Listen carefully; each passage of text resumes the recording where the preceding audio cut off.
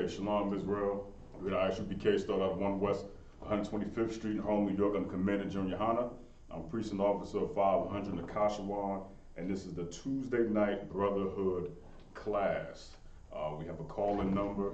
Hit us up online, Facebook, Twitter, Instagram, TikTok, you name it. Just follow us, I.S.U.P.K, Atlanta. Tonight we're going to be discussing a couple of things that I've seen lately. We're going to talk about the Met Gala. We're going to talk about Amber Heard and the Johnny Depp situation. We're going to delve into a couple things, get a couple questions in here, comments, calls, things like that. First thing I wanted to address, I saw a video of Dwayne Wade recently, right? And Dwayne Wade said something that I thought was absolutely asinine and outlandish, which goes to show you the mentality that we have today. And it's a very broken mentality, but it could be fixed. Dwayne Wade went on a podcast, I believe it's called I Am Athlete. You go check it out. It'll be on the I.S.U.P.K Atlanta Facebook page and TikTok page after class tonight exclusively, so that way you can see it. Dwayne Wade went on this show, and they were talking to him about his son, and I'm going to acknowledge him as his son because that's what he actually is. He's a boy. The son that's clearly attracted to men, he's gay. So Dwayne Wade answered this question by saying this. He said, hey, when I was his age, I used to wear, my sister's heels and my mother's clothes. This is what my sisters were doing, so I thought it was okay, okay? This is not verbatim. This is kind of like, I'm paraphrasing, of course. But in a nutshell, he's saying that he's tried on women's clothing, both the heels, the shoe, all of that, and he's now justifying and saying, well, I did that, so, Zion, whatever the hell his name is doing that right now. Let me tell you something, man. It is that mentality right there that's allowing young boys to do things like that. Dwayne Wade is being punked inside of his own house. As this is the Brotherhood class, this is me being a brother to a brother. So Dwayne Wade, listen, you have to grow up here, man. You have to be a man in your house, and you have to correct the things that need to be corrected. There is no way in a man's house, a real man is going to allow his kid to put on his wife's high-heel shoes or his daughter's clothing and be okay with it. Right. Because that's unnatural. If we are going to go ahead and say that this LGBTQ community is a normal thing and we should accept it, then we might as well start accepting pedophilia.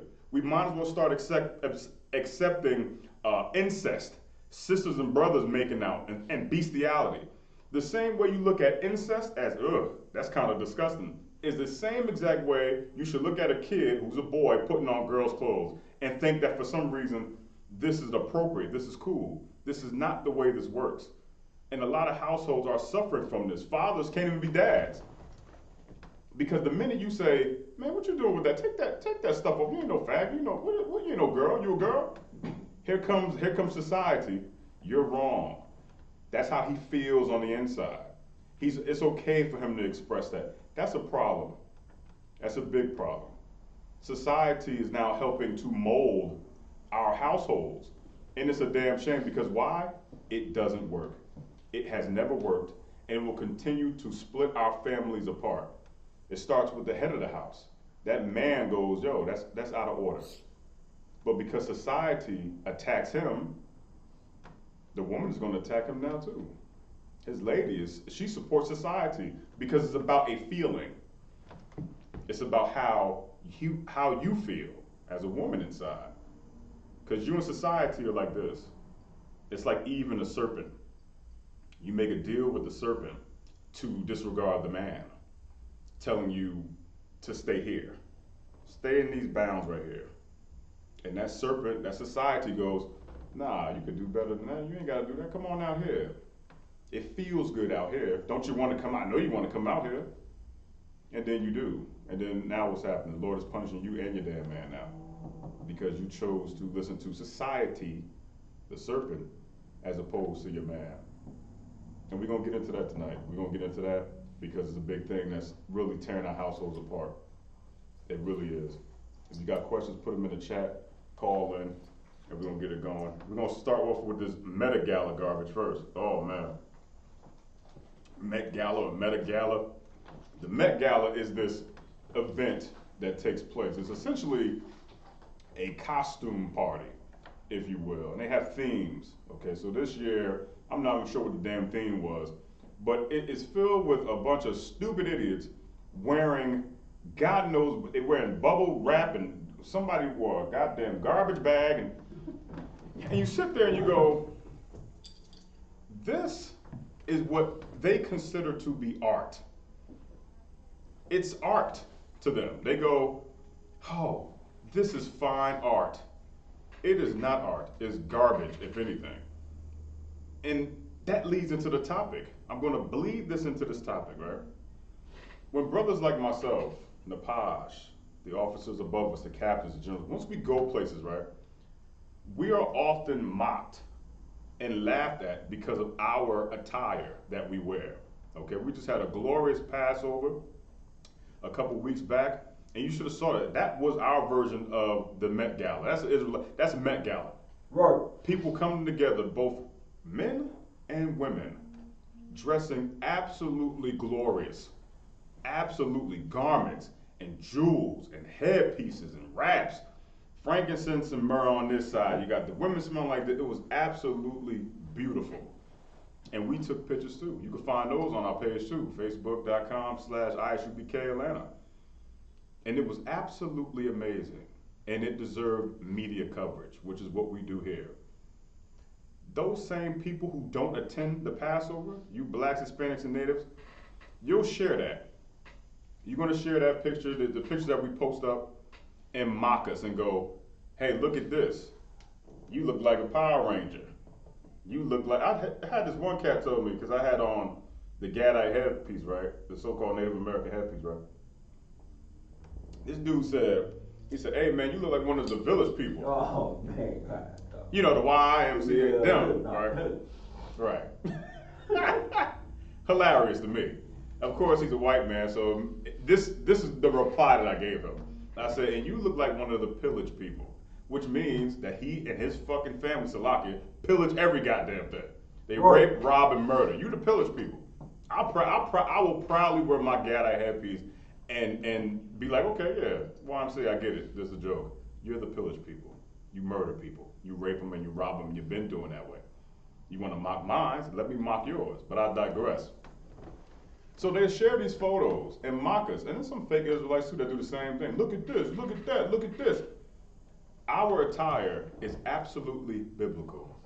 It's in the Bible, which is why we follow it. It's Christ-like. It's warlike. It's warlike apparel. When brothers like us go through the airport, people are afraid. They move to the side. When we left the Passover, I went to the Orlando, the airport out there in Orlando, right? And I had on all black, jeans tucked in the boots, boots laced up to the top, UPK apparel on. These white people parted the goddamn sea. They just walking like this. I'm moving them out the way. Because they fear me. They fear us. You know why? Because we fear the Lord. And they can see it on our face. Because people who fear the Lord, you can see it. They can see it in our eyes. Because we don't fear nothing. We don't fear that. You know what I'm saying? So them, they're like, oh man, this is a different type of look. Meanwhile, on the opposite side of the airport, here comes two soldiers in the military walking down with their army fatigue on. People thank you for your service. Nobody's afraid of them at all. And they kill people. We haven't killed anyone. So what's the difference between our attire and that attire? You understand what I'm saying? It's not so much the attire, it's the zeal that we possess as men in this truth. You have to be a goddamn soldier to be in here, which is why we're mocked. Because the same people that mock us, they look at it and go, damn, man, I wish I had that. Because they can see it too. People, when you're at the top, they always come for you when you're at the top. And that's what we are. That's how we feel, and that's how we carry ourselves. I need a Napaj, you got a score with you? All right. We're gonna go into a couple of precepts real fast, catering the topic that we're talking about. Anybody calling in yet? Anybody online? No sweat. Also, send out a text to the pods, let these brothers know I need to read it, like ASAP. we're going to get into it. Let me get Isaiah 30 and 1 real quick. Let me get Isaiah 30 and 1. Because we have to go into why and what's the purpose for blacks, Hispanics, and natives to even mock us in the first place? What's the purpose of it? Why do they do it? You understand? They sit there and they go, hey, listen, this thing that you're doing, you need to tone it down, you need to change it. You know how many times people tell us to change what we're doing? We at our slavery, we call it slavery, it's a job. Oh man, why you got braids? You gotta cut your braids. You gotta cut your beard down. They don't tell the Arab man to cut his beard down. They don't tell him to take his turban off. They don't stop him from praying 5 times a goddamn day in the back of a damn linen closet. Nobody's stopping him. Why are they stopping you? That's society. Here we go. I got Isaiah 30 and 1. Woe to the rebellious children, saith the Lord, that take counsel, but not of me, and that cover with a covering, but not of my spirit, that they may add sin to sin. So the first part of that is very, very important, because it says destruction. That's what the word woe means. Woe to the rebellious children. We are the rebellious children. We are the only children that the Lord even acknowledges to begin with, but we have rebelled against him. Everything that he says, we go against. Every goddamn thing. We don't take counsel from him. We take counsel from the pastors, your politicians. You take counsel from your mama. You take counsel from your girlfriends. You take counsel from your coach. You take counsel from everybody else but the Lord. And that's what makes you rebellious. So you're going to have a destruction that's going to come because of it. It says you take counsel, but not of me. And you come. Hey, what's going on? Who just called in? Shalom, Lord of Christ. Trooper Mawasop, checking in. Trooper Mawasop, what's going on with you, man? Everything's swab, sir. Solid. You got a sword on you, Mawasop? Karuka. All right. Pull out Isaiah 30 and 1. Let me get Isaiah 30 and 1. Karuka. All right. That's Trooper Mawasop there, bro. That's a solid brother right there, man. And that's what we're raising in here. We were rebellious at one point. We were. We were in the world. And then when you step out of that, you become somebody totally different. That's why the scripture is saying this right here. And that cover with a covering, but not of my spirit. If you're not in here, then what is the spirit that you're covering yourself with? What is it that you're covering yourself with? You understand? Because everything has a spirit behind it. Everything. That flag outside blowing, that American flag, there's a spirit behind that. What kind of spirit is it? Patriot. The LGBTQ flag, what kind of spirit does that have behind it? Gay. Your Black Lives Matter, Christian. That's the spirit that it has behind that. But none of those spirits are of the Lord. But you cover yourselves with that. You cover yourselves with Gucci and all these other designers looking absolutely just like them. They created it. They have a gay spirit and you just covered yourself with it. Instead of coming into the truth, shedding yourself of that dirty coat and putting on some warlike apparel that you mock us for wearing. You look at us and go, ha ha ha ha, while the Lord is looking at you going, ha ha ha ha. You put on that coat, you put on that dirty spirit of society and have people take pictures of you so you can feel important about your life. I seen somebody was on that stupid red carpet last night, Nicki Minaj. I saw her last night at the Met Gala, right? Nicki Minaj was not even black, by the way. Was on this red carpet, and these women wear these ridiculous dresses. There's a long, I think they call it a train, a long train. The goddamn dress weighs more than them, and they have 17 guys holding on one side of a coat, and then the other side of the dress, somebody holding her hat. And she looked absolutely ridiculous. Yet, this dress and many other of those stupid dresses are going to be glorified in the news as if there's something holy about them. They're going to be glorified. And then a little girl somewhere will see that. A little black girl, Hispanic girl, or Native American girl is going to go, I want to look like that. I want to be like that. Because what is she seeing? She's seeing people take pictures of a person that looks goofy and they're not calling them out on it. They're not calling them goofy for it. If Ronald McDonald shows up in here right now, we're going to clown him because it's a clown suit. That's the spirit behind what he's wearing. Right. The spirit behind what they wear at the Met Gala is absolutely built and the foundation of it is confusion. Because you're telling us to look at this ridiculous thing and then to look at it and make sense out of it and go, oh no, that's straight. You try, hey, brothers, you try taking your lady out tomorrow, right? Take your lady out on Friday. How about the car with a garbage bag on and high heel shoes, and then tell her that it's art, and see how far that gets you. She's not coming out the house. Who the hell wants to walk around with you looking like that? That's not art. It's nonsense. And that's what you choose to cover yourself with.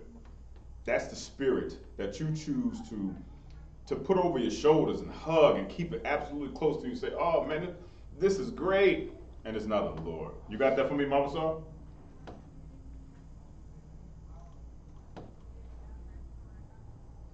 Mama Saw. All right, read it, brother. Isaiah 30:1. Woe to the rebellious children, says the Lord, that take counsel, but not of me, and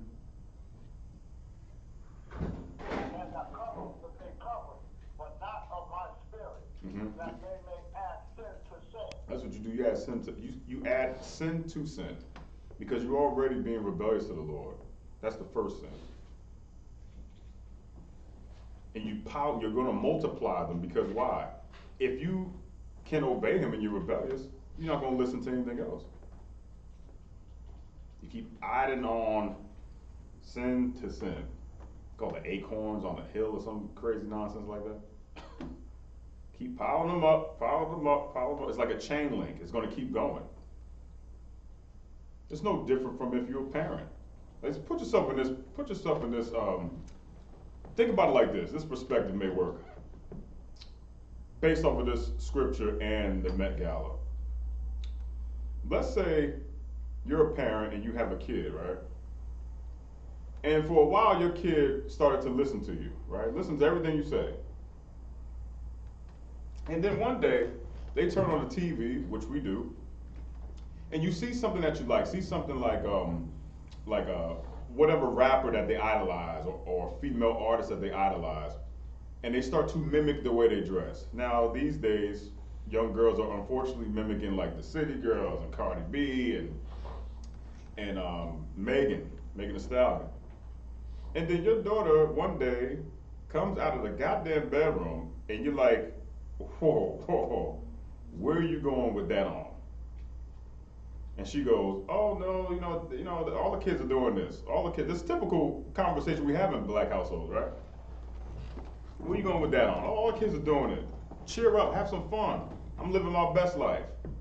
They're being rebellious. You're trying to be a good parent, which is what the Most High is doing for us at all times. And this kid is being absolutely rebellious and choosing not only to ignore the authority of the parents, but to acknowledge that she has submitted to something else that she deems to be greater than the adults and the parents in her own house. She's turning towards society instead of the parents, the authority, the dad, the mom, elders, people that know better, or hopefully may know better. She's going to turn to the thing that she idolizes and goes, well, they wear this, so this must be okay. Megan Thee Stallion has this on and people like her. Cardi B has this on and people like her. Why can't I wear this? Because I said so. That's the Most High's whole deal with Israelites. That's what makes us rebellious in the first place. Why can't I dress like this? Because I said so. Why can't a female? Why can I show my neck? I'm not naked. breast out. I'm not nude, Most High, because I said so. Brothers, why can't I just bang whores and because I said so? You have to, they're your wives now forever, and you got to deal with them. Oh man. And the Met Gala is no damn different. It's just on a very small scale. It's a small thing, and I'm comparing it to how we actually operate, but we're the ones that are mocked for it, and it's of the Lord. The Met Gala is a bunch of clowns walking around with costumes on, and it's the biggest deal in the world. You should see it on Twitter. It's trending on Twitter. Oh my God, look what she wore. Look what he wore. Look at this. I'm like, what the hell have they done for the community?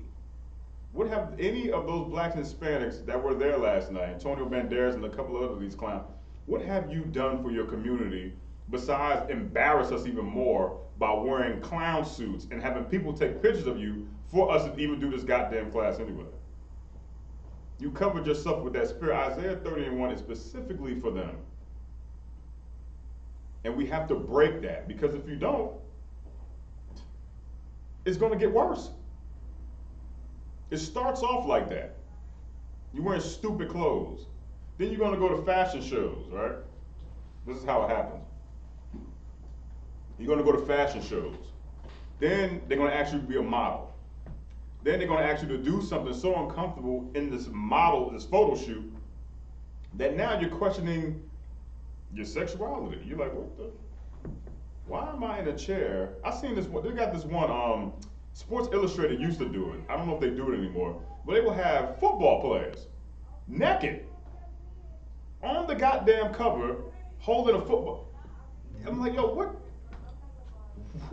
How the hell does this have anything to do with football? I think Marshawn Lynch was one of them. Then they have the WNBA players doing it. They kind of just sitting around holding the basketball. They naked in a goddamn magazine called Sports Illustrated, which means you're supposed to illustrate the sport. Right. Not nudity. But how do you think it started? Met Gala. Somebody told them that that's art, that ugly crap that they're wearing is art. Now they say, well, hey, take all of it off, because being naked is art too. How many sisters that we know that we all have dated sometime in our life told us, oh, you tell them to cover up, they go, well, my body, it's like art. I'm just expressing myself. Express your ass in that closet and go put on something else. You ain't got no more art in there? Ain't no more art pieces in there? That's the only art you got? That's it?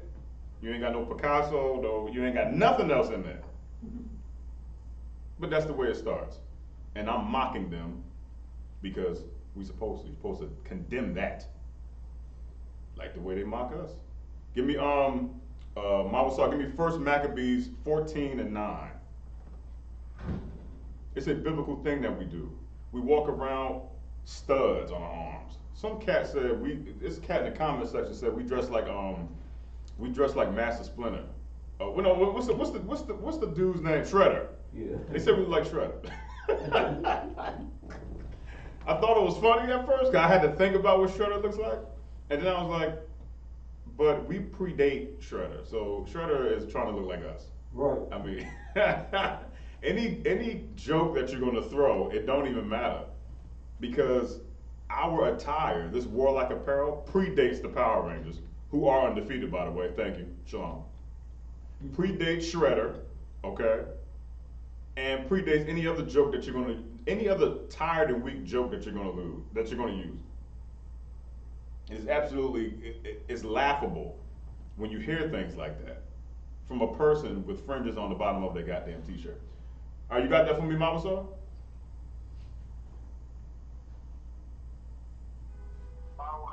All right, give it to me, bro.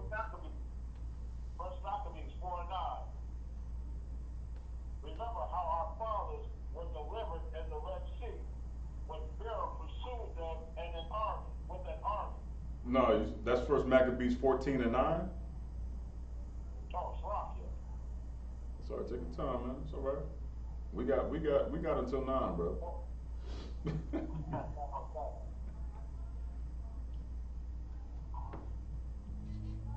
So whenever Yeah, 14 to 9. I got you, sir. All right, let's do it. First Maccabees and the Apocrypha. First Maccabees 14 and 9.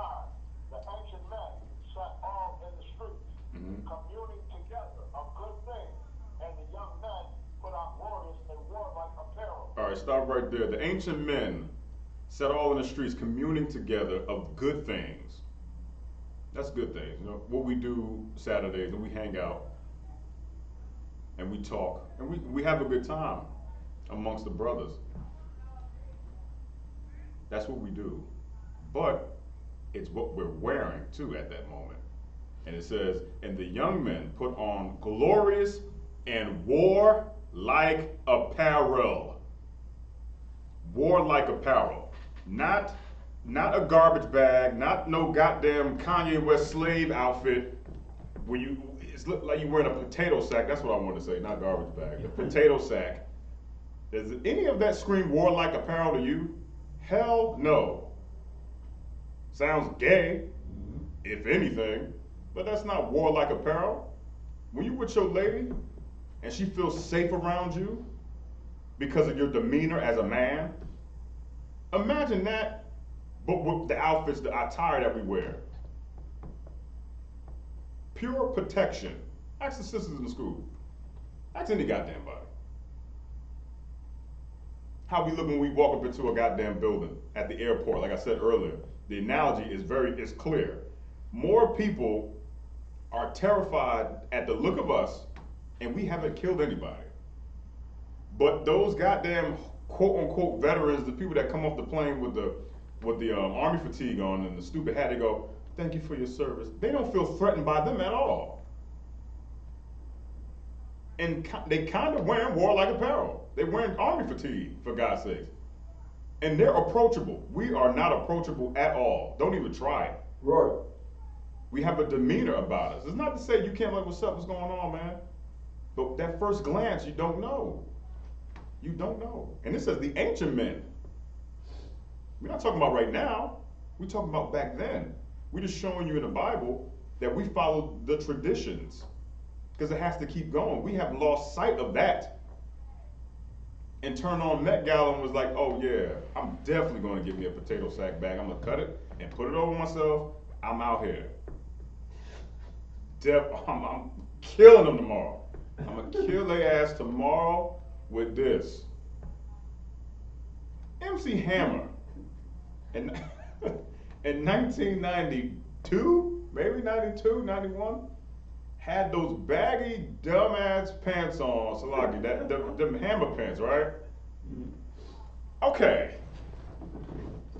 I remember that time. Everybody thought it was goofy. Everybody thought it was absurd, right? Because it is.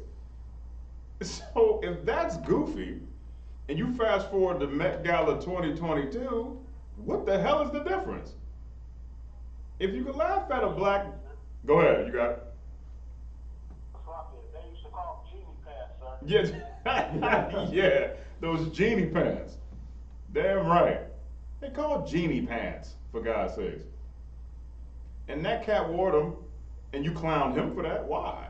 Because it looks stupid. I think he had a pair of zebra ones, like a zebra print one.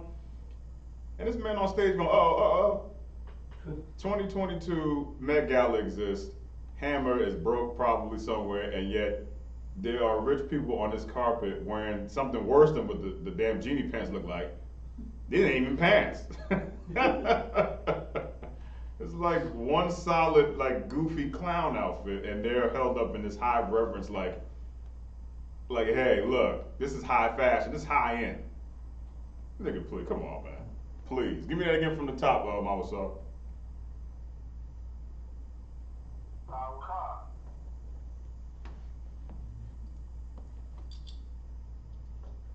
First Maccabees 14 and 9 and the Apocrypha.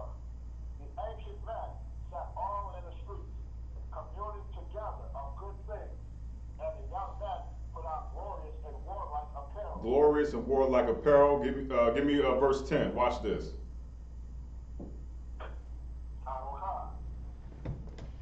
Verse 10. He provided victuals for the city and set them in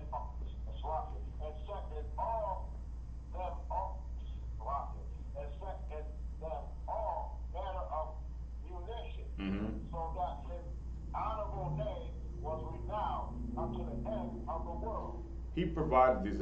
You know what that is? Victuals? Anybody know? Food. Supplies. Which is what we do, don't we? Food drives. We have them. Right. Dressed in warlike apparel. You can see that again. That's on our Instagram page. Instagram.com/ISUPK_ATL, man. It's a real thing that we do. Why? Because our forefathers have done it.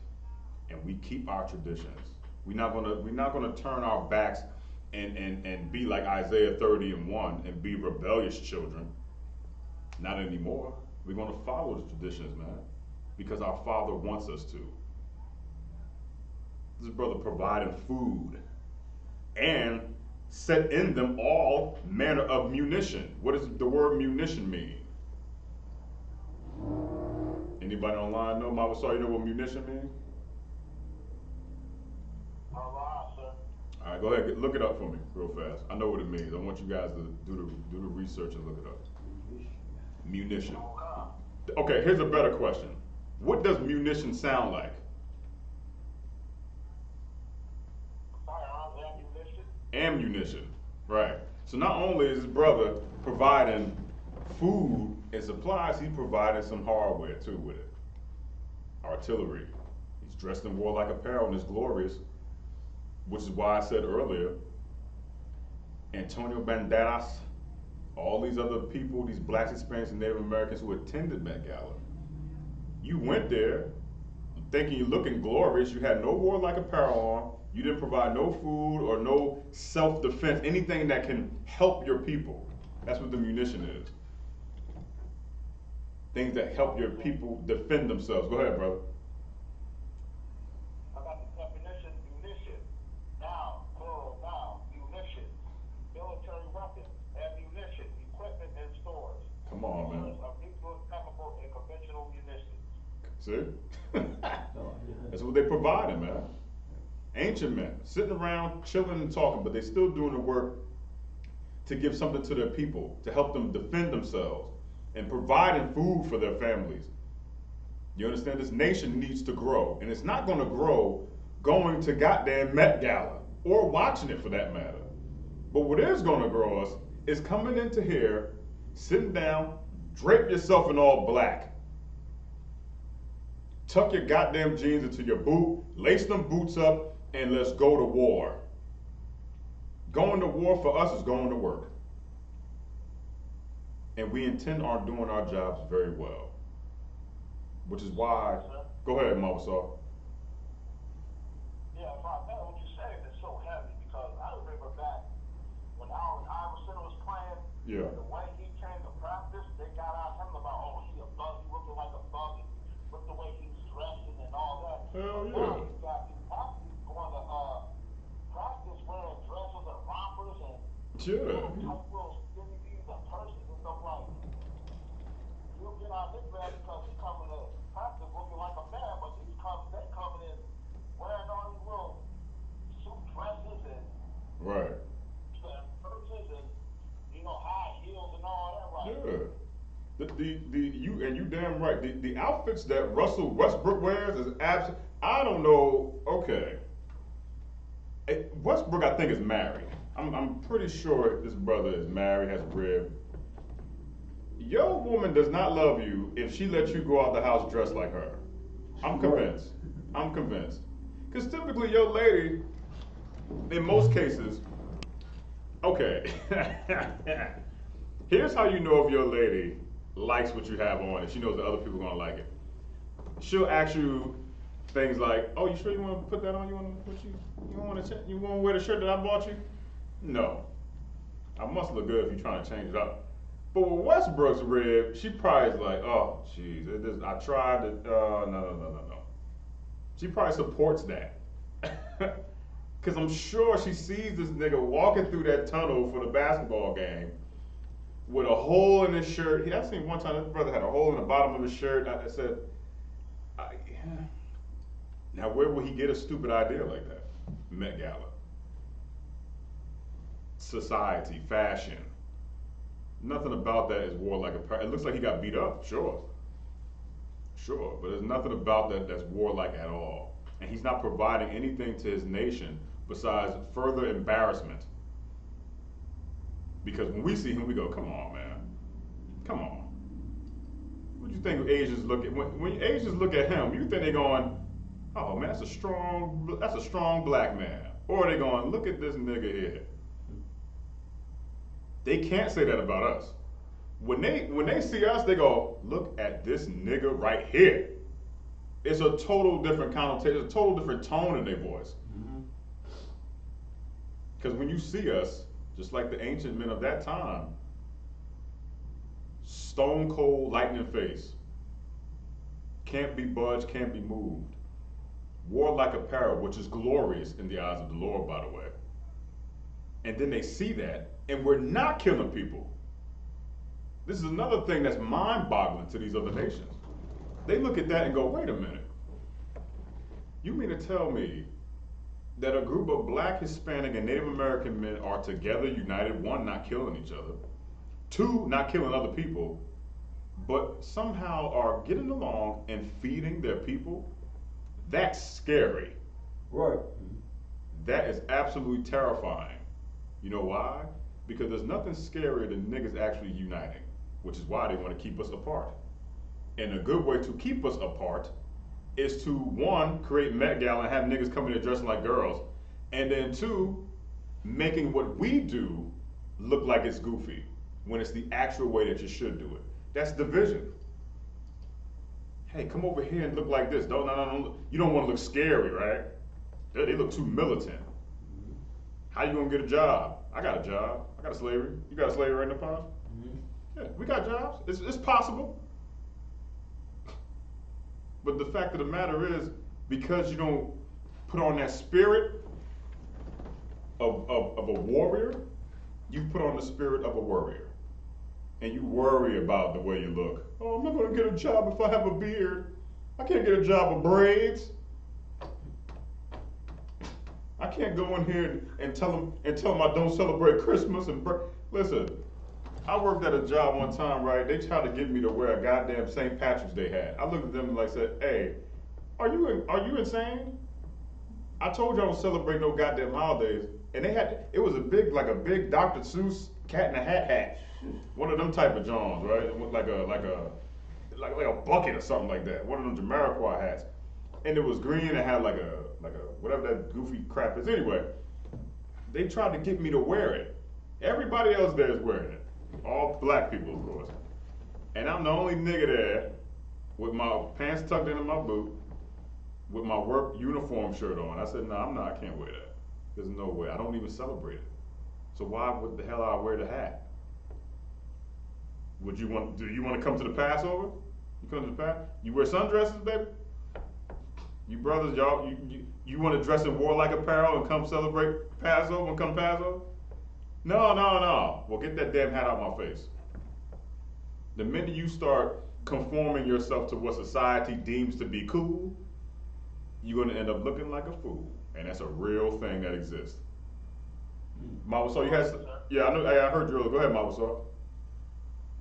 I just have one more thing to say. What you say is so true, because these heathen, especially these Edomites, Yeah. they don't care as long as you can make them some money. Right. They do not care. Hey, look, as long as that nigga can shoot a ball, Right. Football, make touchdowns, Right. win us a championship, make us money, they do not care. That's it. They don't care. And that's the heavy part about it, though, Mama. So this is the heavy part about it, right? The minute you do something that's anti-establishment, that's when you're the bad guy. You're the villain. Okay. For example, what's my man name? What's the black kid with the fro name? The football dude. Dang, I forgot his name. Colin Kaepernick. Colin Kaepernick, was he doing something wrong? He didn't do nothing wrong. Just exercising his right. What's wrong with that? I thought that was the American way, the American dream. The American dream is a nigga's worst nightmare. The minute you start to dive into this American dream thing, right? It's like, oh, I could do this. They're going to turn around and go, you can't. And now, not only is he not playing football no more, he's probably the most hated black man in sports. Of course, next to Mike Vick. And we'll touch on that later too. Because the minute you rebel and go, nah, I'm not doing what you tell me to do. I'm doing that thing that's in my spirit to tell me that this is wrong. What the hell am I trying to be patriotic for in the first place? I damn sure don't feel that way. You understand? A goddamn police dog has more rights than a black person. It's a police dog. Black men and women, Hispanics and Native Americans are being killed at an alarming rate. And this brother, all he wanted to do was to express himself and bring awareness to what we all know to exist in the first place. What's wrong with that? They have breast cancer awareness. They have you got your goddamn gay pride parade. All this cat did was kneel. Most hated man of all time. Because he decided to rebel. Which is what we do. We rebel against the society. I'm not going to sit there and have you tell my brothers, my family, my kinsmen, the blood of my brothers, man. I'm not going to have you sit there and tell them that in order to be accepted by society, not only do you have to put on a goddamn dress, but you have to conform to everything else. Strip you of your masculinity, your heritage, your manhood, your girl's gone. Now you're sitting at home alone, killing yourself spiritually because the thing that you supported is not now supporting you. It's not there for you. None of it. The oppressor has found out a very, very, very crafty way of separating us by doing the same thing that his forefathers did. You take a couple niggas on this side, trick them and brainwash them, and then they go tell the message to other niggas. But then you got a little group of Nat Turners in there who's like, yo, something's wrong. This is not right. The minute you post about Met Gala, oh, go ahead. Shalom, y'all. Shimmy outside, Officer Sean checking in. Hey, Shalom, what's going on, Sean? Not much I kind of want to piggyback on what you're saying. You know, what's so heavy, what you're bringing out. You know, our oppressor, he works strongly attacking us where it hit home, it hit hard. You know what I'm saying? Yeah. You know, like entertainment, how he used our rappers. That's why he promotes and funds so many of our rappers and make them gay and promote them so strong because our youth is so hardcore. You know, they're the ones toting the guns and stuff, and they're the ones they got this rebellious spirit. But if he can control them with some feminine, some gay rap or some gay athletes or some gay, actors, that type of promotion is what's gonna keep us at that low state. You know what I'm saying? Where he can control us and where we can control ourselves. No, you damn right. You right on. That's why he does it, because we're so easily to be swayed that way. Very easy, man. Like when I was growing up, and that's a heavy point that you brought out the water for that. When I was growing up, rappers, they were manly. That's for goddamn sure. Naughty by Nature was manly. Now, and then too, we kind of follow whoever you grew up on, whatever rapper that was. Especially between like 92, 91, and I want to say like 95. A lot of those hardcore rap groups were around that time. You know what I mean? Like Onyx and all these cats, Tribe Called Quest and all these dudes. But you kind of wanted to like be like that. You know what I'm saying? You still had, you still had your swag about you, but now it's like, yo, skinny jeans are like, hey, look, this is what we're doing now. And I'm like, no. I don't know about you brothers, maybe y'all could attest to this, which goes into the Met Gala whole thing anyway, and how they're trying to get us conformed to the society. I can't find one pair of goddamn pants that fit. Right. I can't find them nowhere. Every store, it says slim fit. What the hell is that? I ain't even slim. What is slim fit? I see men in Walmart jumping into pants. Sweatpants, squeezing their way into what are we doing? What are we doing? What the hell is 32, 32? I don't know what side, why is that, why? Met Gala, there you go. Here's the way of the world. We're gonna change it because you know who's running the world, of course. So here's what we're gonna do. We're gonna put all this out, it's gonna be fashion. It's called fashion. And they're stripping you of your manhood and your masculinity to try to conform you into, you know, a wuss, a sissy. How the hell you gonna defend your woman in skinny jeans? Your woman gonna look at you like, Negro, please.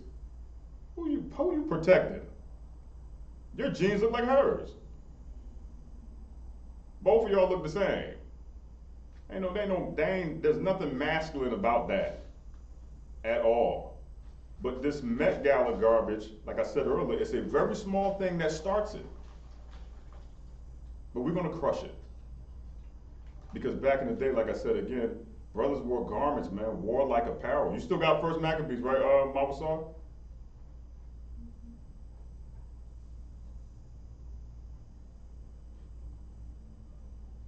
Wait, I think Mama Saw. Mama Saw, you still there, right? Talking, sir. Okay, I just want to make sure you still was there. You good? Now, All right, no sweat. Let me know if y'all heard a echo or anything like that. So any type of technical difficulties, that things that y'all may hear and I don't, just let me know. Put it in the chat, because I know a lot of brothers typically watching on Facebook as well, because I want to make sure we get this nice and clear and have good clarity and understanding tonight, all right? All right. So could you repeat that again? See. All right, I got you. Give me 1 second. Can you hear me now, Mama Saw?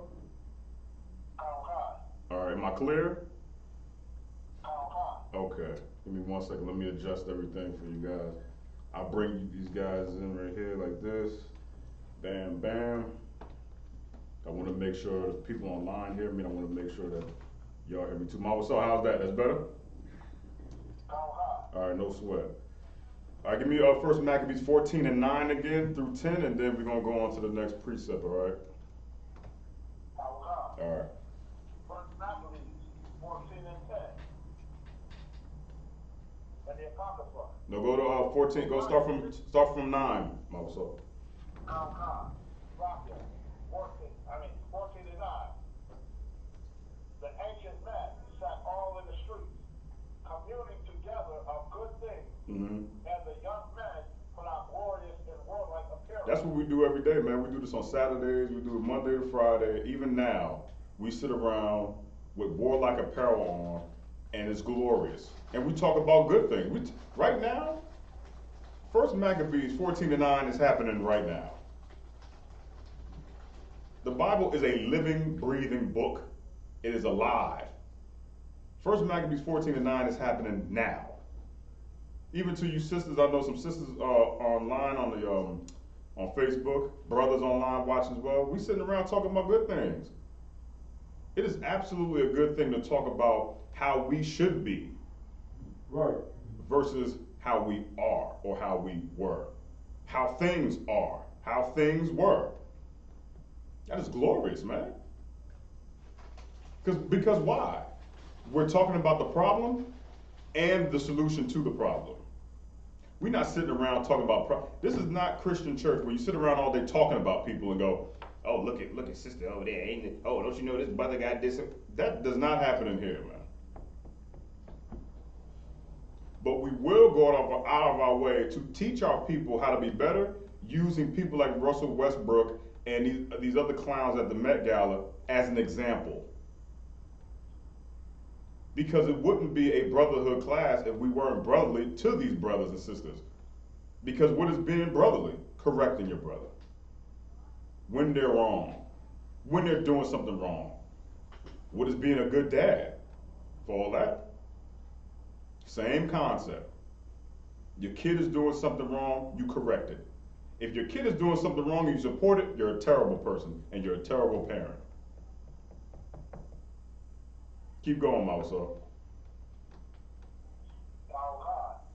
Verse 10, he provided victuals for the cities and set in them all manner of munitions, so that his honorable name was renowned unto the end of the world. Providing food and supplies for defense.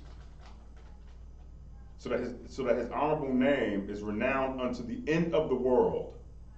Until this world ends, our name, the I.S.U.P.K under Command of General Yahanna, that name will be honored. It's going to be renowned, man, until the end. You understand? You know why? The I.S.U.P.K is the only organization, the only school for blacks, Hispanics, and Native American Indians that can take you and make you clean and make you perfect. There's no other organization that can do it, which makes it renowned, which makes it so glorious to begin with. Name an organization that can do that, that can take a black man off of the street from selling drugs, murdering people, getting locked up, and change him 360 into somebody else. It only happens on TV. It's happening in real life right now. The story of Rocky, same thing. Hero story, right? Rocky is a bum, essentially. He can't fight. That's how he starts. Mick trains him. He becomes, in movie terms, probably one of the greatest fictitious boxers of all time. Right? Now, if I told you that the I.S.U.P.K and the Commander General Yahanna did that to a black man, you'd be like, oh man, something wrong with him, man. Nah, that can't be.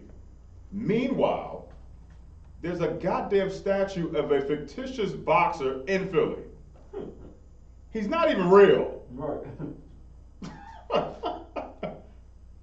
Am I making this up? Am I making it? There's a statue of a fictitious guy. He is not even real, yet they pretended as if he is. Because his story is so great. Yet he got his behind kicked a couple times. Go ahead, Napon. Yeah, they put him in the Boxer Hall of Fame. He is? Yeah. Yeah, I'm not lying. They put him in the Boxer Hall of Fame. Like, damn. A boxer who's not real is in the Hall of Fame that actually exists. Ain't that crazy? That's bizarre, man. What?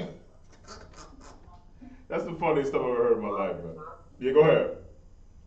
That's their idea of the fantasy great white hype. You know it.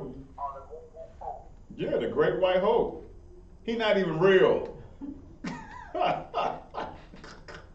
And to be honest with you, I'm not even sure if he actually ever had an actual boxing match in movies, because most of his matches was like exhibitions. So now you have to talk about the quality even of him even being a boxer in a movie that's about a boxer. And they hold him up in high reverence. But anyway, but that's what we're doing here. We take brothers off the street and they have been battered and beaten by the world. And we change them into men of the Lord. And it is a glorious thing. Give me verse 11, Mausa.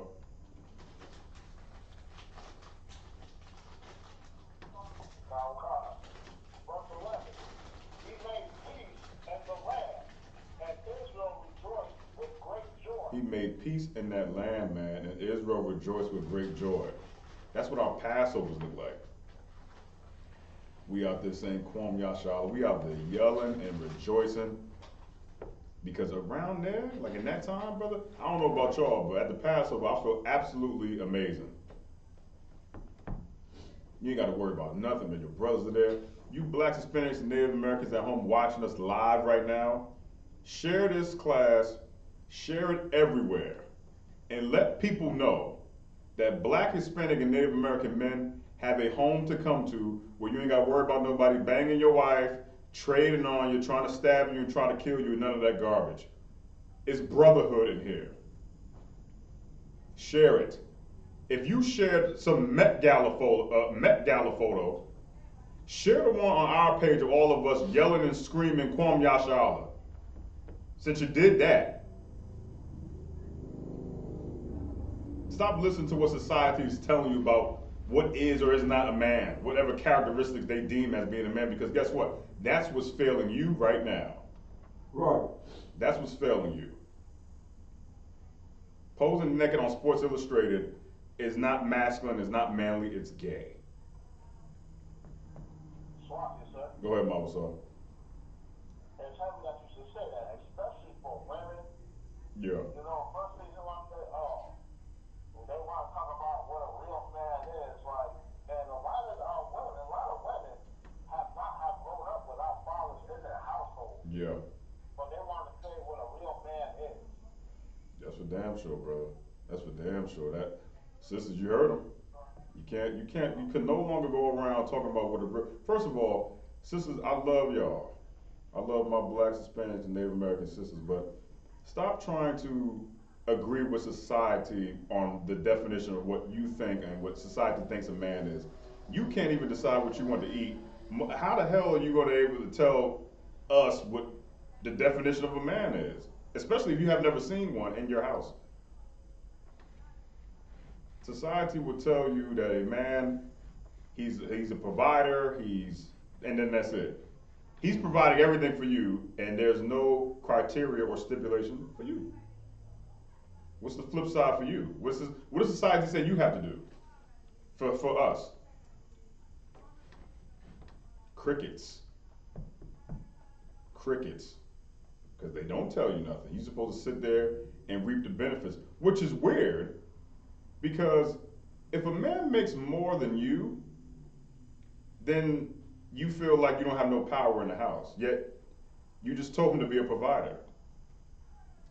How the hell is he supposed to be a provider and he doesn't make much? Now, there's another battle happening. You hate him for not making enough money, and you hate him even more for making more money than you. Society, boy, what you gonna do, man? But you're more into our warlike apparel. Exodus 39 is a perfect example of hardcore attire that we wear. And I know in the church they don't go over stuff like this. They really don't. Exodus 39 is the whole goddamn chapter, man, is explaining what we wear. All that stuff y'all see us wear. As a matter of fact, give me Exodus 28 and 4. Either Mama Saw or Sean could grab it. Just whenever you guys get it, let me know. Just say Salaki and let it go, you know what I mean? But Exodus 28 and 4, it explains our attire. The garments that we wear, the things that you see and you mock, it's the things that we actually wear. And it's of the Lord. So if you're mocking us, you're mocking Christ, for one. Then you're mocking God.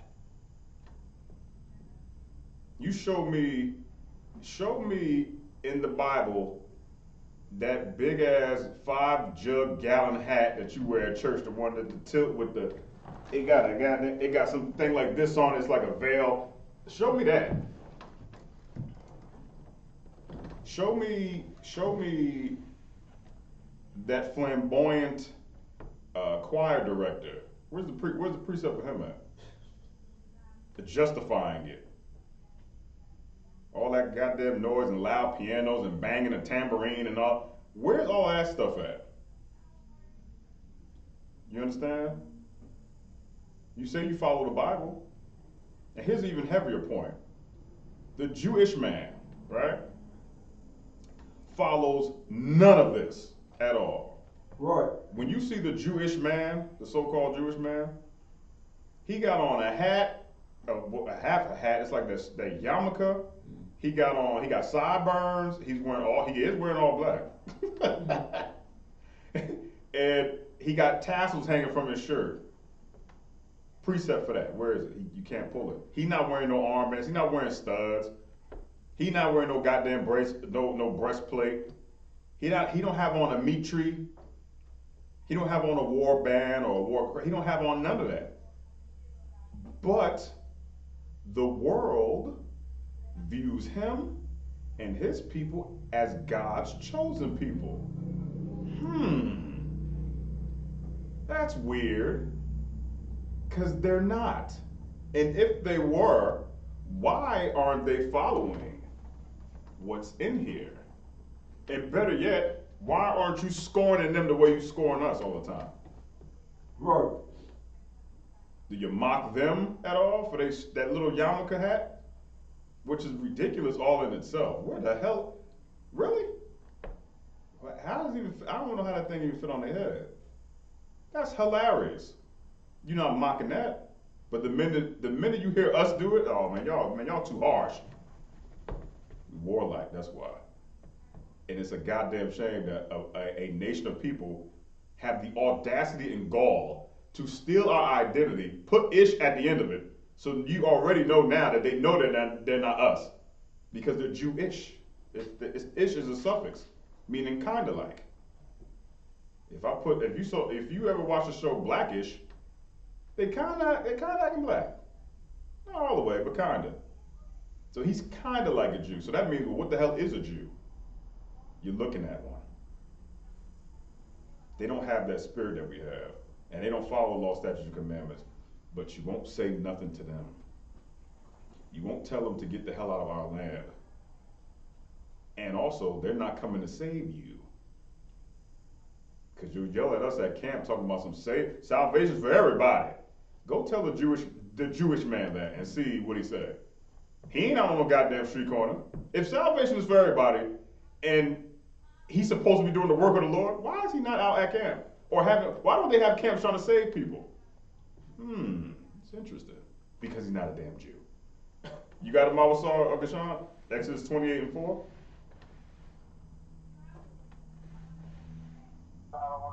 All right. Exodus 28:4. And these are the garments which they shall make: a breastplate, and an ephod, and a robe, and a broidered coat, a mitre, and a girdle. Right. And they shall make holy garments for Aaron and thy brother. Come on, man. And his son, that he may minister unto me in the priest's office. Come on, man. Most High in Christ. Let me tell you something, man. Those brothers around that time, them brothers dressed hardcore to the bone. And it is very honorable and it's very lawful to be that way and to look that way. Because as priests, we are not to be taken lightly. We have the fate and the duty to uphold and to help our nation survive and to get us into that kingdom. But it's a very heavy, people don't understand the task. Because when we talk to people, right, let's say you're on a date and you tell a chick, like, I'm a priest. They think automatically you're supposed to have that little collar on and look like the priest from The Exorcist. That's what they think. They think we're supposed to look like that. But when you tell somebody that you're a priest, their mind automatically goes there because of the look of what a priest of today looks like. When priests back then looked hardcore to the damn bone, man. You hit the garments, the garment that these brothers had was absolutely amazing. And I can only hope the next Passover, Lord allow, that we rock it out again just like that, man. Because those garments that we saw at Passover, goddamn, them things were off the chain, bro. Right. Them things were hardcore to the bone. And we ready for the action. That war that we fight every day is spiritual. And you have to be mentally ready for it. You have to be prepared to fight. So you have to be a fighter. And what does that consist of? Looking like one. You got to put on that garment, that armor. You see a lot of brothers, man, they got that, I see a brother, I think it's out in Texas, this dude got a metal girdle around. I said, how much? What's up? Because our job is heavy. Demons are strong as hell to fight, man. Oh, man. You talk about The Exorcist. We go out there to camp, man, people yelling and spitting, but we stand there like men and as warriors, and we look that way, and we fight them demons, man. Y'all saw the video. You saw the video. You better go to YouTube. Go to youtube.com/I.S.U.P.K Atlanta. Like, comment, and subscribe. And go check out what we do. Because it's a heavy burden to carry, man. They tell us we look tired. Oh, y'all, you look tired. I fight every day. Napaj fights every day. Gashan fights every day. Mawasar fights every goddamn day. You know why? Because we are warriors, and that's what the hell warriors do. Right. That's the spirit of a warrior. You gotta fight. Every day, 24/7, 7 days a goddamn week. It's all day, every day. And this job, it ain't no break. Ain't no vacation. Because even when you're away, let's say for example, you go, hey listen, I want to take my lady to a cruise and blah, blah, blah, blah, blah. Guess what? Now when you get on the cruise, our attire didn't change. It is no different from that Army veteran that comes off the goddamn plane. He's not active right now, but he's wearing the attire to show you that he has been in a war. And we wear our attire every damn where. So guess what? People approach us just the way they approach them, but it's different when they approach us. Because we're wearing the shield of David. We're wearing all black. So although we're not at the school, and you may have taken your rib on a trip, here comes those demons. Here they come. They want to talk about it now. Hey, we saw you from over there. What's this thing what's up with your shirt? What's this shirt? What's this Christ coming black thing? What is that? You got these red eyes. What's that? What's this black supremacy is the remedy against our enemy? What is this? What is this about? And what are you gonna do? You're gonna say, hey, I'm on vacation, I can't. Hell no. The battle has just started all over again. Here we go on vacation, babe. You slide to the side. What's up? I'm sorry, what'd you say? It's not like when rappers go out, they go, nah, man, I ain't got the time, man. I can't do this right now, man. 50 Cent got a goddamn a rap dissing somebody, and the minute the person comes, or somebody comes representing this other guy, nah, man, I ain't trying to do all that right now. We're ready all the time, because our job never ends. And that is a job that we're willing to do, and we do it well. Because we're warriors in here. The Met Gala is not a place that harbors or holds no warrior spirit at all. It holds a very stupid spirit of confusion and homosexuality, vanity, you name it, is there. But it's like, if you want to make fun of us, take it over with the Lord. The Lord thinks it's righteous. The Lord wants us to do it. It's like it. And it's completely lawful. Give me 1 Corinthians 11:1. And then we're going to move on from this. Any questions online? Questions? I know Napash, you straight. All right. The way we got to keep this tradition. We have to keep it. Your mama and your daddy at some point passed something down to you and told you to keep it. All of us have something in our house that was passed down to us. Burdens are also passed down. Abuse is passed down too. Did you know that? Something that may affect a brother that has happened in his past may be passed down to his children. You can pass everything down. Hand-me-downs is what they used to call it. You pass down jeans, boots, sneakers, and t-shirts. You could pass down emotional stress, burden. You could pass all that. It's not by coincidence that black people at some point all are going to have goddamn high blood pressure. You ever go to the doctor, for those of us who have high blood pressure, you go to your doctor, the first thing they ask you is, hey, does it run in your family? Yeah, it does. How? Nobody knows. Stress, you can pass that down. Worry. How many of us grew up in a single parent household?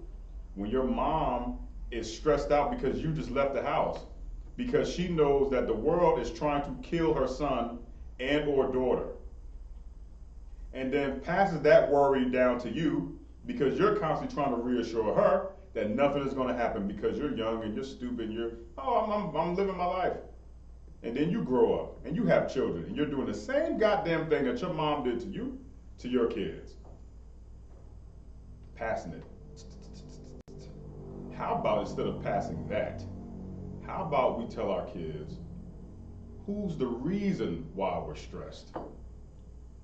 Why am I worried in the first place? Let's make them more knowledgeable and get them more intact and get them up to date on what the oppressor did in order for us to even feel like that in the first place. Telling them that they fear, telling your children that you're fearing for them without telling them where the hell the thing, where's the thing that I'm supposed to be fearing? Where is it? Who is it? Pass that information down. Instead of placing the idea of fear in their mind without no face attached to it. When I watched Nightmare on Elm Street when I was a kid, and I'm sure everybody could attest to this as well, you have dreams about Freddy Krueger for some strange reason. You know why? Because you saw his face, and you saw what he was capable of, and now that it's staying with you. It's like everybody had that dream that you're running from him, you know. Why not tell our kids that? Hey, say, listen, there's a boogeyman outside that is literally trying to kill you and this whole goddamn nation. Through food, through clothes, through television programming, you name it. Just watch out for him and be ready. Because when the boogeyman show up, you gotta get down. Protect yourself, protect your children's children, and all that stuff. And tell them who it is, and tell them it's our goddamn oppressor. That his way of killing you is more than one. Met Gala is one of them. You got that for me, Mabasar? 1 Corinthians 11 and 1? Mm-hmm. 1 Corinthians 11 and 1. Be ye followers of me, even as I also am of Christ. Be ye followers of me, even as I am a follower of Christ. We have to keep those traditions, man. The warlike apparel, modesty amongst you sisters. That's a tradition that we have somehow just said, you know what, forget that. I'm gonna twerk on stage. Yeah, come here, bring that, whatever that damn song is when that woman talking about bring a penis over, or whatever it is. That ain't our tradition at all. That ain't it. Skinny jeans ain't it either. Tassels on the bottom of your shirt ain't it. You might as well put fringes on your sweatpants. Right. You might as well do that. That is not our tradition. Salah. Go ahead. Salah got one if I may. I know back in the late 90s, we called them lowrider jeans. Lowrider jeans were for the women. Women wore them because that was another access way of, them showing their thongs off or whatnot. Yeah. When it got up in the 2000s, these guys, these guys started rocking them and stuff, and it's just like nobody never asked a question about like who are you wearing them for? Right.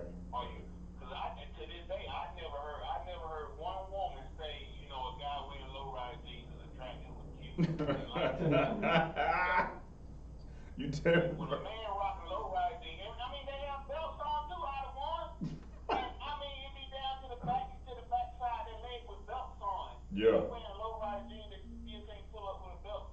And like, who are you really? Cause come on, you think about it. When a man goes shopping, Right. he go buy him a 3-piece suit or whatnot. He's not buying that 3-piece suit to look attractive for another man. You got that right. Or he buying an Adidas suit or whatever it is he's buying. Right. He's not 9 times. I want to say 10 times out of 10, but we got some people out there in the world. But majority of the time you buying a nice red fit that look attractive for a woman. Yeah. But buying them low-rise jeans, you can't sit there and say you're doing that for another woman, because not one woman on the face of the earth has said to this day that I never came across or heard talking in a group or out in public saying that they like a guy and they spend $400-500 on these low-rider jeans. Man, look. So they got to be doing it to impress another man. So it's a lot.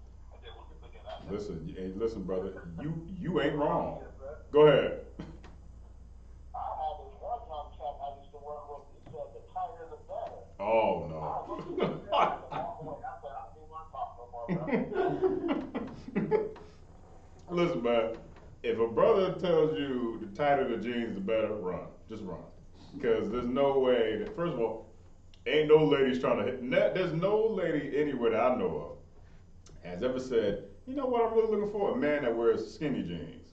And look, I want to see a man's backside. No, man, there's no way I remember back in the day we used to wear the baggy pants and things like that. I'll take that over the tightest. Come on, man, you can't even move in that. You can't move. It looks girly. You understand? No different from if a sister, she walking around with baggy pants on. You like, okay. Tomboy phase, sis, okay. You 32. I mean, goddamn. I thought that was a between 7 to 13 thing, that tomboy phase. But you 32 and you dress like T-Boz. Sure, all right, I believe you. give me that again from the top, and then take it to verse 2, Mama. So we're just talking about keep. One more thing. Yeah, go ahead. So we were pants baggy back in the 90s. We should have wearing men's clothing like Timbs, and we had the boots rocking with it. Yeah, you damn right about that. That's the thing too. Like that. Even again, you keeping the traditions, right? So like right now, most of us are from that bracket, that group, and we not wearing the super skinny jeans. You know what I mean? Like we wearing something. It's a comfortable fit. It ain't no slim fit, but it's a comfortable fit. You know what I mean? You got a little swag. You got this little loose. You can move around. You know what I'm saying? I don't think I could fight with a pair of skinny jeans on. Like I just don't feel like I have the leg room to kick a dude in his chest. I just don't believe I do. Like I can't get my leg that high in something like that. Like it's clearly obvious at this point. But give me that again from the top, Ma, what's up? First Corinthians 11:1. Be ye followers of me, even as I also am of Christ. Be ye followers of me, man. A lot of times the Christians go, what would Jesus do? Not wear skinny jeans. That's for damn sure. And he not showing up to the goddamn Met Gala. That's number 2. No, keep the traditions, man. Christ kept those traditions. Keep going.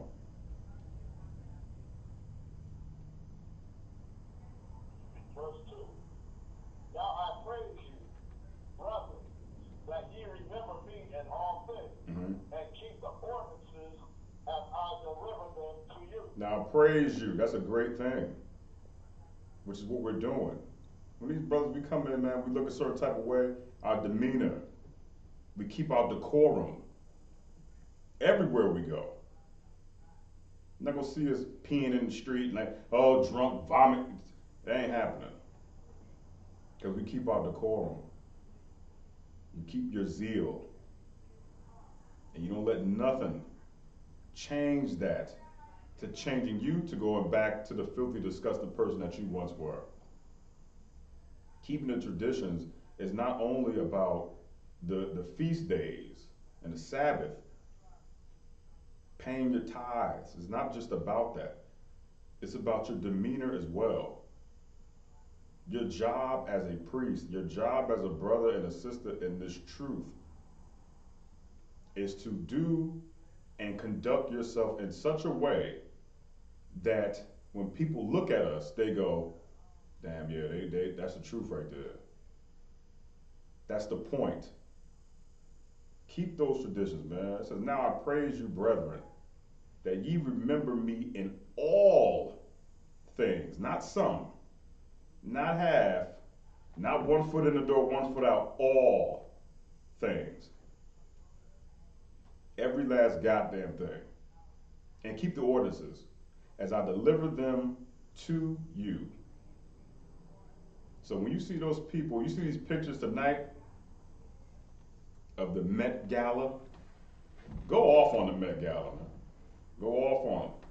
Share every goddamn picture that you have from Passover with brothers and sisters, you wearing your garments, and hashtag Met Gala 2022 and hashtag I.S.U.P.K 53rd Annual Passover.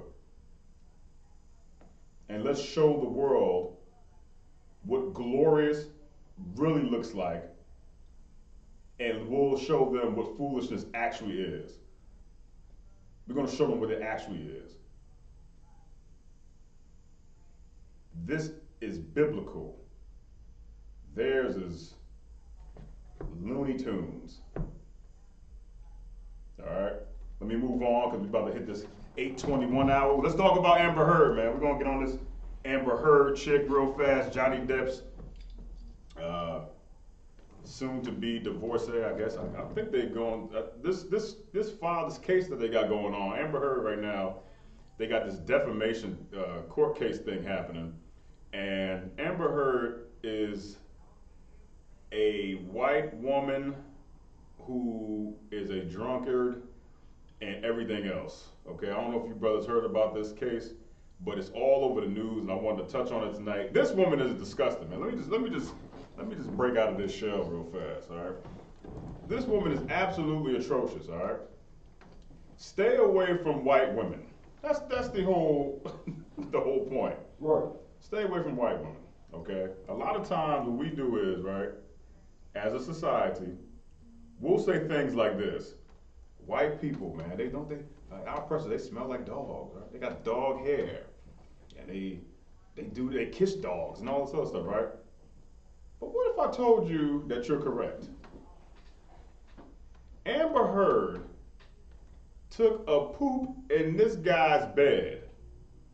Squat, just took a dump in this cat's bed. Now, last time I checked, if it walks like a goddamn dog, barks like a dog, and poops in your bed like a dog, it's a goddamn dog. Period. You understand? Stay away from them white women, man. They crazy on a whole nother type of level. Sisters ain't got nothing on this. Like a sister won't poop in your bed. She'll burn your clothes, for sure.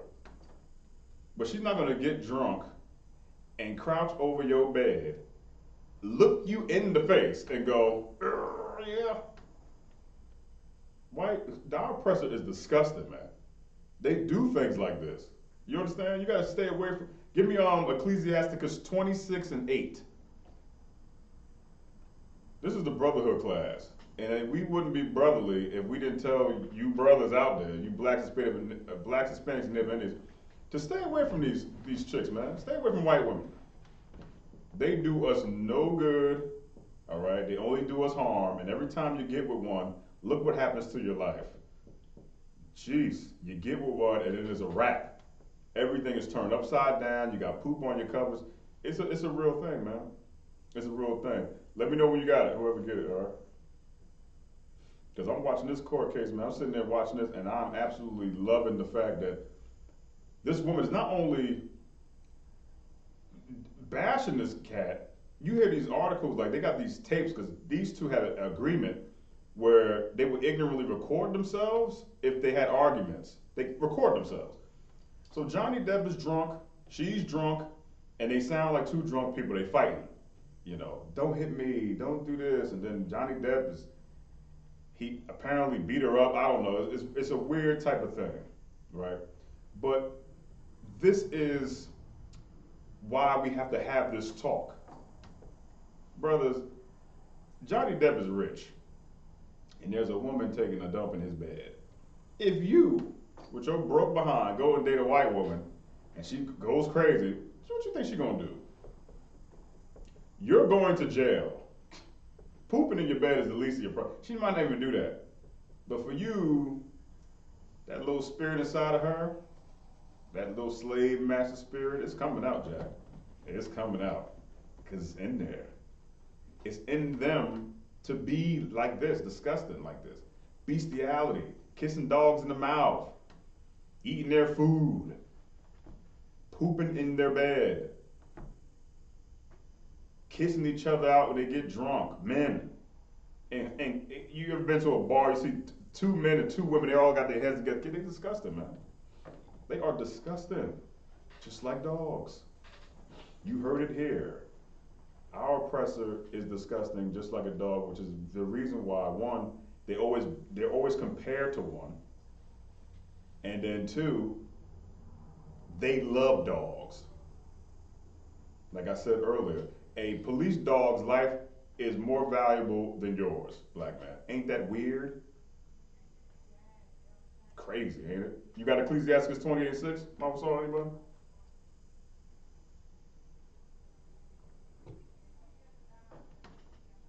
No? The pause. Give me Ecclesiastes 26:8. You brothers got to stay away from these drunk chicks. That's what. Oh, you got it? Go ahead. No, never mind, Posh. Go ahead, Mama saw. Ecclesiasticus 28:6. No, 26 and 8. Slug it. 6 and 8. Slovakia. No, 26 and 8. Yeah, we're just gonna go over this. I wanna show brothers that this type of woman is somebody you should stay away from. Because we see it all the time, right? And this is not just for the brothers if you want to go and try to date a white woman with that interracial dating. This is for you to realize something. If you go out to a club and you see this type of sister, you go, nah, it's gonna be a problem. Or if you're already with this sister and she's like this, it's your job as her husband to eradicate and to correct this problem, especially if it gets to the point of the Amber Heard and Johnny Depp thing, when she's burning up your clothes, throwing vodka bottles at you, and severing your finger and pooping in your damn bed. All right, go ahead, Mama Saw. Ecclesiasticus and the Apocrypha, 26 and 8. A drunken woman and a gatherer abroad causes great anger, and she will not cover her own shame. Listen, man, Amber Heard is a drunken woman, all right? And she is not covering her shame. These type of women they all about grief and strife. And they have a problem. They get off on it, okay? They get off on it. That's a very wicked spirit, especially when it dwells inside of a person, man. Because that liquor start getting into them, and all they want to do is cause chaos and absolute destruction, strife, grief, and they're not ashamed of it. Amber Heard is not ashamed of what she's doing at all. She's doing what other women would do in her position. She's playing victim. She's playing victim. Oh, I didn't. I'm so tired. What I go through? Don't that sound familiar, brothers? Your girl just scratched the hell out you in your face, all because you didn't talk to her last week. She drunk. Oh, you didn't talk to me. All because you didn't say hi or good morning. You gotta stay away from chicks like that, man. But if you rip them up, you know, now you gotta deal with it. Now you gotta definitely deal with it. But it's a real live thing. With the Amber Heard thing, Amber Heard, white women go to a whole nother extreme. Black women destroy things that you like. The things that they deem to be valuable to you. Your Cadillac, I'm assuming you guys drive a Cadillac, all right? Your car, she's gonna scratch it up. Something that's gonna hurt you. She's gonna break your video games, you know, things like that. Because these are things that you pay for that bring you great joy. That's how sisters are. White women, on the other hand, okay, are going to destroy your whole life. The sister, you can buy another Xbox. You know, but going to jail and having a criminal record now is something totally different. It's very hard to get that wiped away. They don't sell that at Walmart. They don't sell like second chances at Walmart. But the white woman goes to a whole nother level. Look at you in your face, cry and lie, poop in your bed, get drunk. She threw a vodka bottle at this cat, severed I think a piece of his finger came off. You look at Pirates of the Caribbean, he's wearing a hand sleeve with the middle finger, I believe, with a sleeve on it. Because of some garbage that's happening at his own house. She said, I'll fix you. I'm gonna squat and take a dump on your sheets. Now, what kind of a dog, she could have easily just went to the bathroom. That goes to show you how disgusting our oppressor is, man. Who has a mind to do that? Any brother in the chat or in the room ever say, you know what I should do? I should take a dump in this chick's bed right now. So I can part. I ain't see you eating. Yeah, because we don't have the mentality to do nothing like that.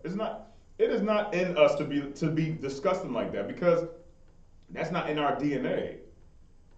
It's not in our DNA to be like that. The question is, why is it in their DNA to be like that? That's the question. Why is it in their DNA to be so goddamn disgusting like that? Simple answer, it's just who they are. That's who they are. You can't mask it. You go to a gym or any place they pee, they don't wash their hands. They digging in their nose in traffic, shaking people's hands with anything you name that's disgusting, there is an oppressor attached to it. all of their rituals that they would do, anything. Roman Catholic Church, having sex with boys. It's their nature to be that way. It's their nature to be nasty and disgusting in the same way it's black people's nature to dance. That's how common it is. I don't know a black person know what that just say, I'm not dancing tonight. There's gonna be some type, even if the person can't actually dance, this is happening while they're sitting down. It's in our nature to have fun. We're gonna have a good time wherever we go. Judah's nature is like, yo, what's up? Let's fight. What's up? I don't even want to talk. What's up? Something that's in their nature to be that way. All of the tribes have something about them that just comes naturally. Esau has something in him that's just natural. It's like, hey, let me eat this raw meat with blood coming out of it. Raw meat with blood coming out of it. Let me do that. Let me poop in your bed. Disgusting. Drinking pee. All types of nonsense. That's the spirit. That's the nature of Esau. They dog-like mentality, dog-like behavior. Give me Ecclesiasticus 13 and 15. Let's bring this home, man. I'm gonna prove to you in the Bible the nature of that beast. Amber Heard is a woman who is not innocent of anything. Her and her people have committed crimes for a very long time. And she's in the news now. We're going to talk about her. And we're going to talk about the disgusting nature of her. And tie it into the Bible. And seal it off and bring it home by telling you why us blacks, Hispanics, and Native American Indians are not supposed to be even dealing with them in the first place. We're supposed to be separate from them. But in order to be separate, bringing this conversation full circle to my point earlier today, you have to tell the next generation, your children, what they're dealing with for them to understand how to avoid it. We're telling you now, as it has been taught to us before. Since 1969, the I.S.U.P.K under Command General Yahanna has been passing down generation to generation to generation this information in here that you need to know, that was hidden from us, that you need to know in order to go throughout life, to find your way here to the truth. You got to know who your enemy is, why they are the way they are. That's what they do to us. That's what they do when they hunt. So we're just passing it down. So Ecclesiasticus 13 and 15, this is the reason why Johnny Depp is even with Amber to begin with. This is the reason why. Go ahead, Mama Saw, or Gajana, if you got it. I think Mama Saw got it. Ecclesiasticus and the Apocrypha, 13 and 15. Every beast loveth his life. All right, stop right there. Stop right there. Every beast loveth his like. Keep going. And every man loveth his neighbor. Keep that in mind for right now. Keep that in mind. Every beast loveth his like. All right? Go to 16. Verse 16. All flesh consorteth according to kind. Mm-hmm. And a man will cleave to his lust. Why do you think our oppressor likes dogs to begin with? Man's best friend. Why does our oppressor even kiss the damn dog in the mouth? Why do they have sex with the goddamn dog? Again, I brought this up earlier. How is it that a police dog has more rights than you, black man? Because every beast loveth his like. He loveth his own, because they are one and the same. If it acts like a dog, walks like a dog, and poops in your goddamn bed like a dog, it's a goddamn dog. And Johnny Depp is attracted to it because what? He's a dog too. Because 16 says, all flesh consorteth according to kind, and a man will cleave to his like. He's cleaving to the very thing that he likes. He likes it. Because they've been doing this for quite some time now, this abuse. Wait till you see the trial going on. Hear the tapes of them arguing with each other, going back and forth. The level of, I love you, I hate you, I love you, I hate you, I love you, I hate you. He's cleaving to his like. Go ahead. Someone says Locker? All right, no sweat. He's cleaving to his like.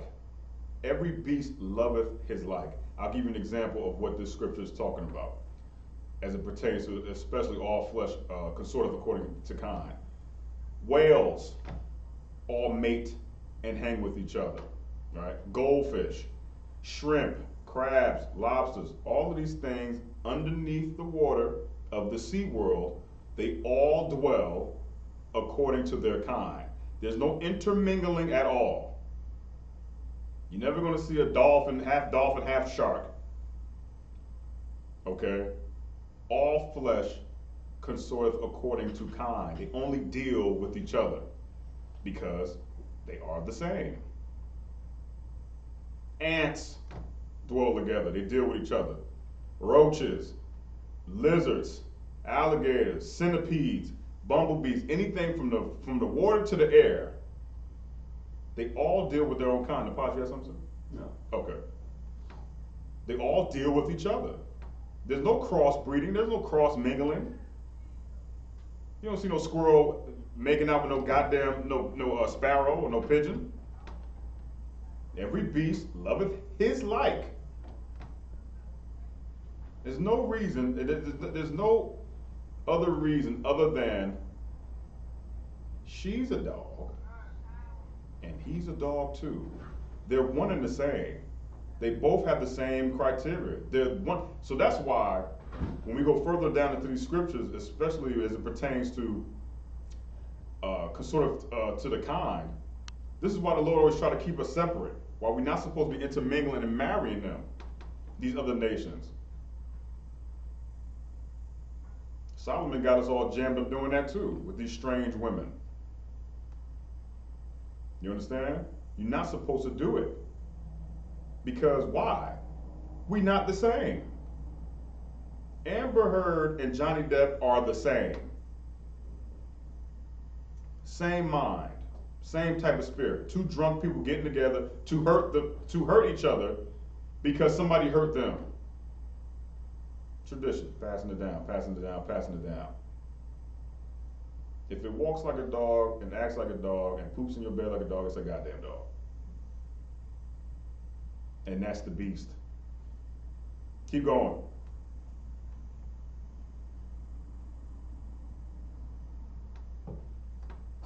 All right, no sweat. 17. Okay, go ahead.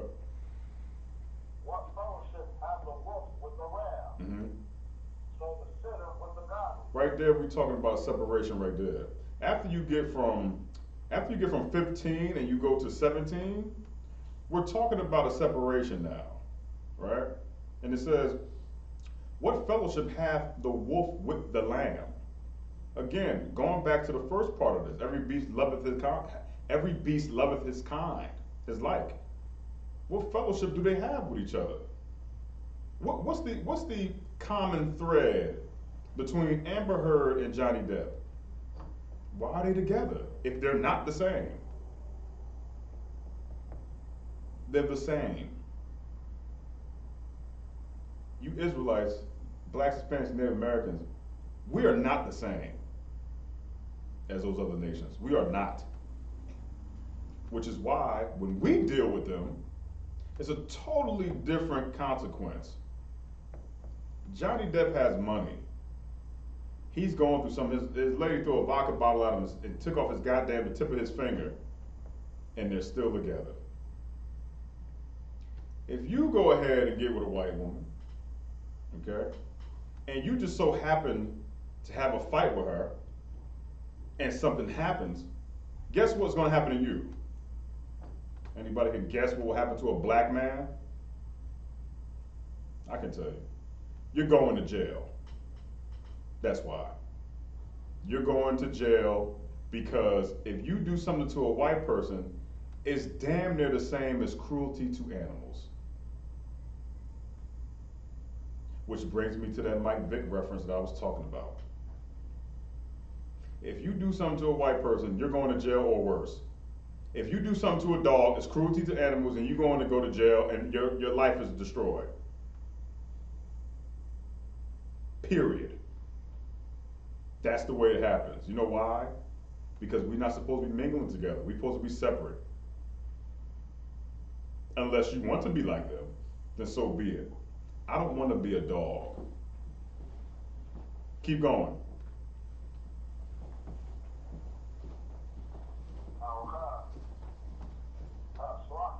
Yeah. Just like the book presented us not to deal with them anyway in Deuteronomy 7:3. You know it. Don't even deal with them. You understand what I'm saying? You're not. The Israelites are held at a higher regard. You understand? We're royalty, for God's sakes. Royalty. Look down at people like that. Like the way that our oppressor looks down upon us and looks at us as filth is the way when you know who you are as an Israelite, you should go, yeah, now I'm looking down at you. Because now I know exactly who you are. And I know what type of dog I'm dealing with. And I know that hurts to hear, especially for some of you blacks, Hispanics, and Native Americans that just love white people.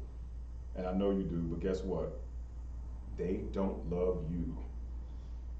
Because all flesh consorteth according to its kind. Even they know it. Africans date Africans. Arabs date Arabs. The people, Russians date Russians. Italians date Italians. All flesh consorteth according to kind. They're gonna be with each other. We're the only people on the planet that wants to be with everybody else when nobody wants to be with us. It's not the same thing. Keep going. Verse 18. What agreement is there between the hyena and a dog? Wait, hold up. What? One more time? What'd you say? What agreement is there between the hyena and a dog? Uh-oh. What agreement is there between a hyena and the dog? Here go that word dog again. What's the agreement? They're not the same, they're different. What's this agreement that they have that they're even together? What's the agreement? It ain't none. They're not supposed to be dwelling together. It's two different types of animals, two different types of kingdoms. Keep going. And what peace between the rich and the poor? Well, yeah, exactly. And there's a question mark there. What peace between the rich and the poor? What peace? When has there ever been a peace or a bond between rich and poor? What is that? Again, if a black man who's poor dates Amber Heard, who's rich, there will be no peace, because they're not the same. One is different than the other. What agreement is there between the two? The whole point of talking about Amber Heard is to show blacks, Hispanics, and Native Americans. You see that crap Johnny Depp going through? Look at Johnny Depp's situation. Just imagine if you dated her. You would be a hell of a lot, brothers. Your life will be destroyed. Because if you did half of the things that she's allegedly saying that he did to her, you'd be in jail because it's cruelty to animals. You understand? It's cruelty to animals, which is a cause that they fight for all the time.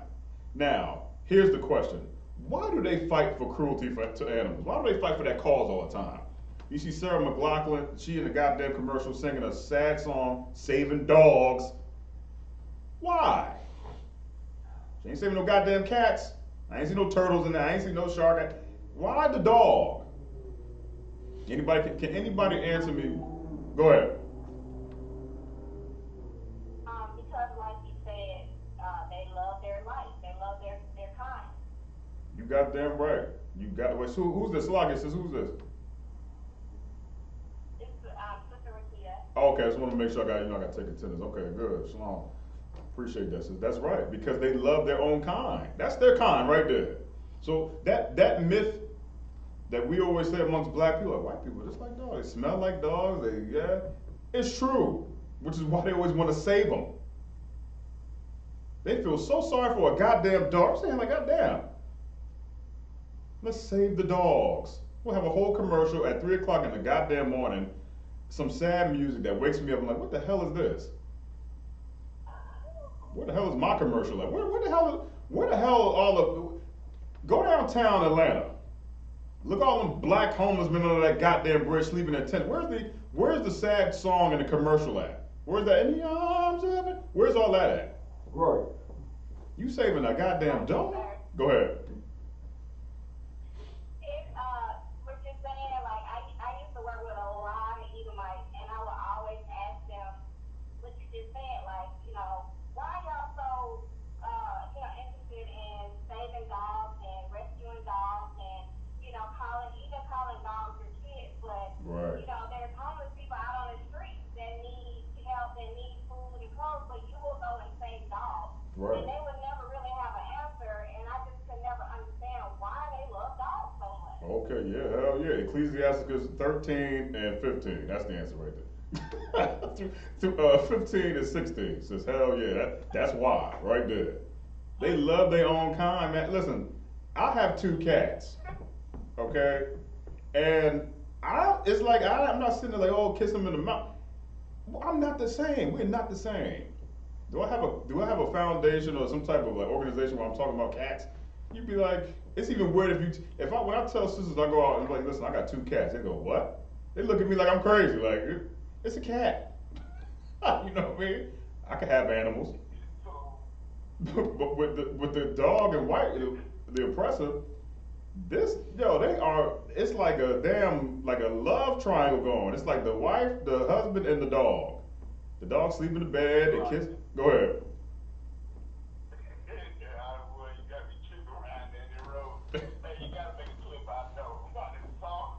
Oh yeah, we're gonna have to turn this clip. We're gonna clip this class, man. We're gonna turn this clip into a clip. Like this class at the end, we might chop it up and put it out there because it's the truth.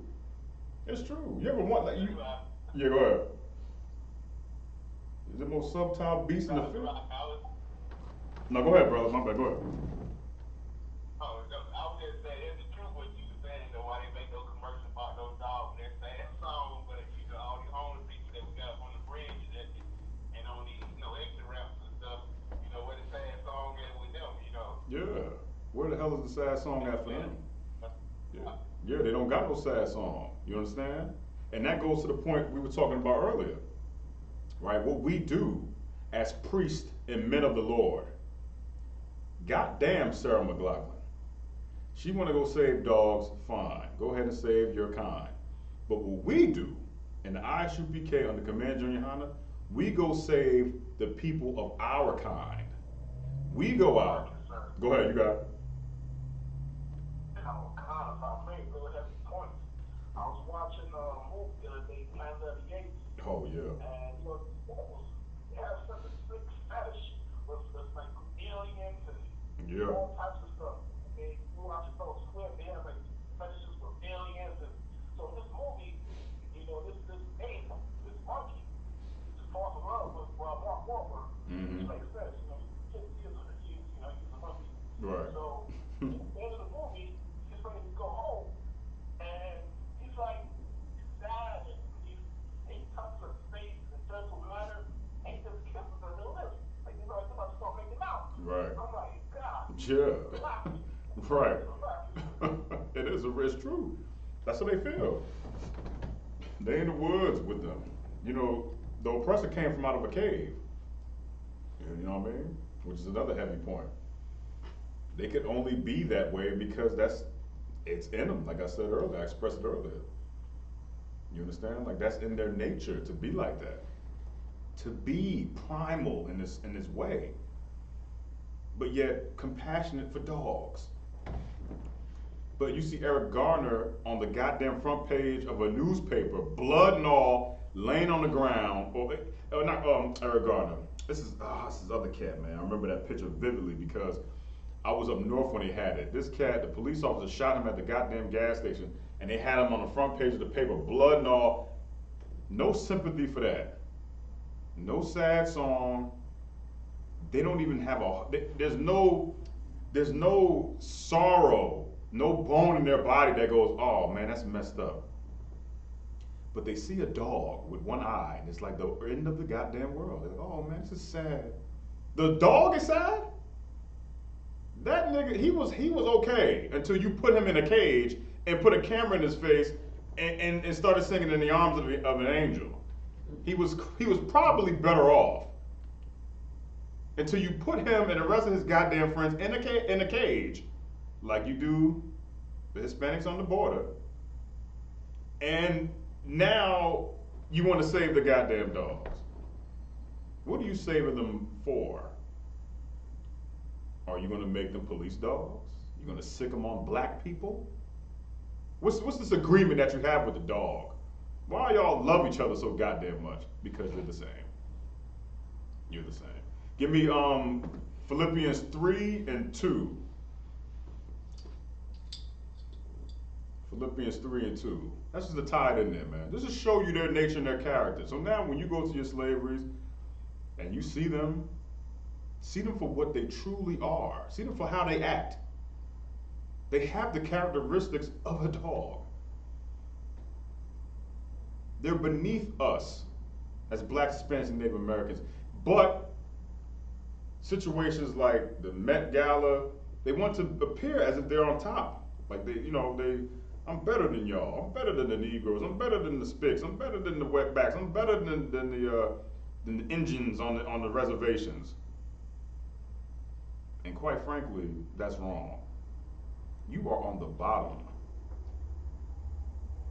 You are on the bottom. The Lord places us higher than any other nation on the goddamn earth, man. He calls you spittle, which is nothing.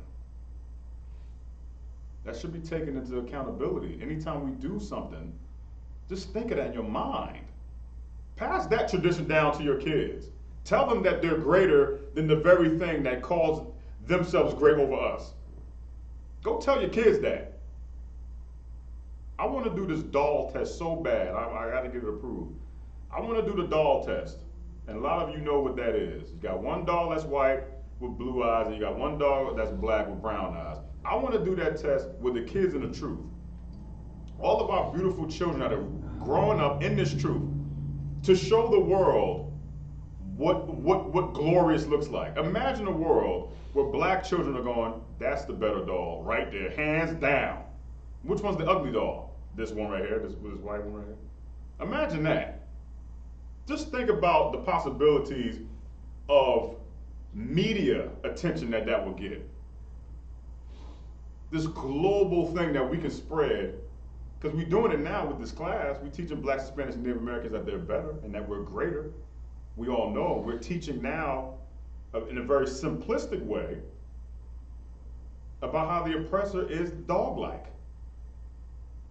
But what if we did it and had this test with children?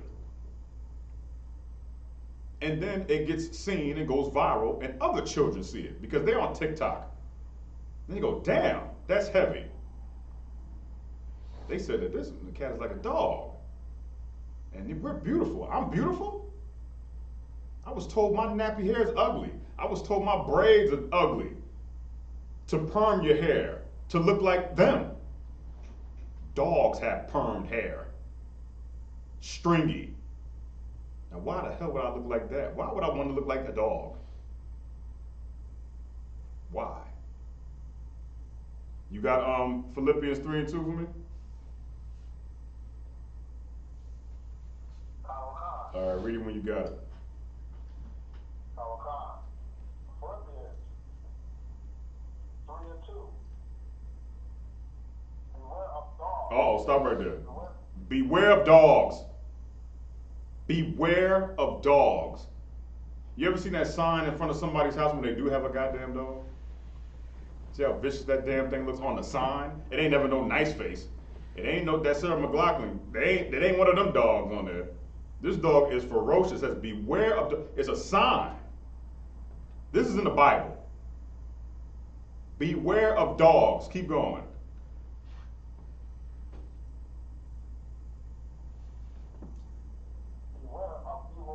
Beware of evil workers, man. Listen, let me tell you something. Our oppressor right now is probably watching this class. And what do you think he is doing? He is trying to conduct and create a plan to combat everything that we've been bringing out. They've been doing it since 1969, so I know it ain't gonna stop tonight in 2022. It ain't gonna stop tonight. He's doing it right now.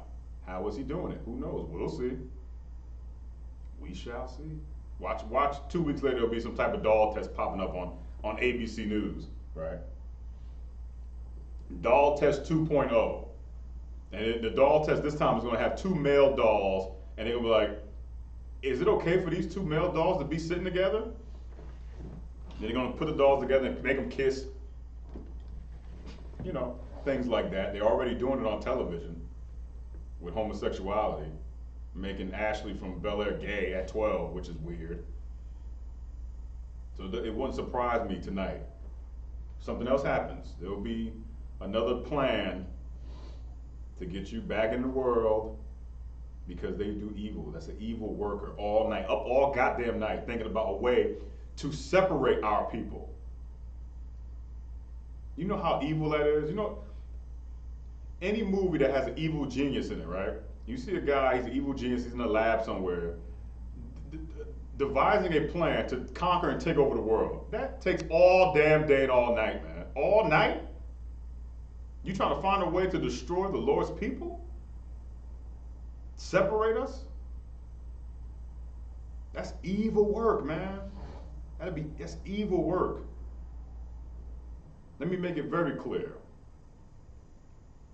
If a black man was up all night devising a plan to get even with his girlfriend, people will go, man, that's evil. Why would you do that, man? That's messed up. Why would you do that?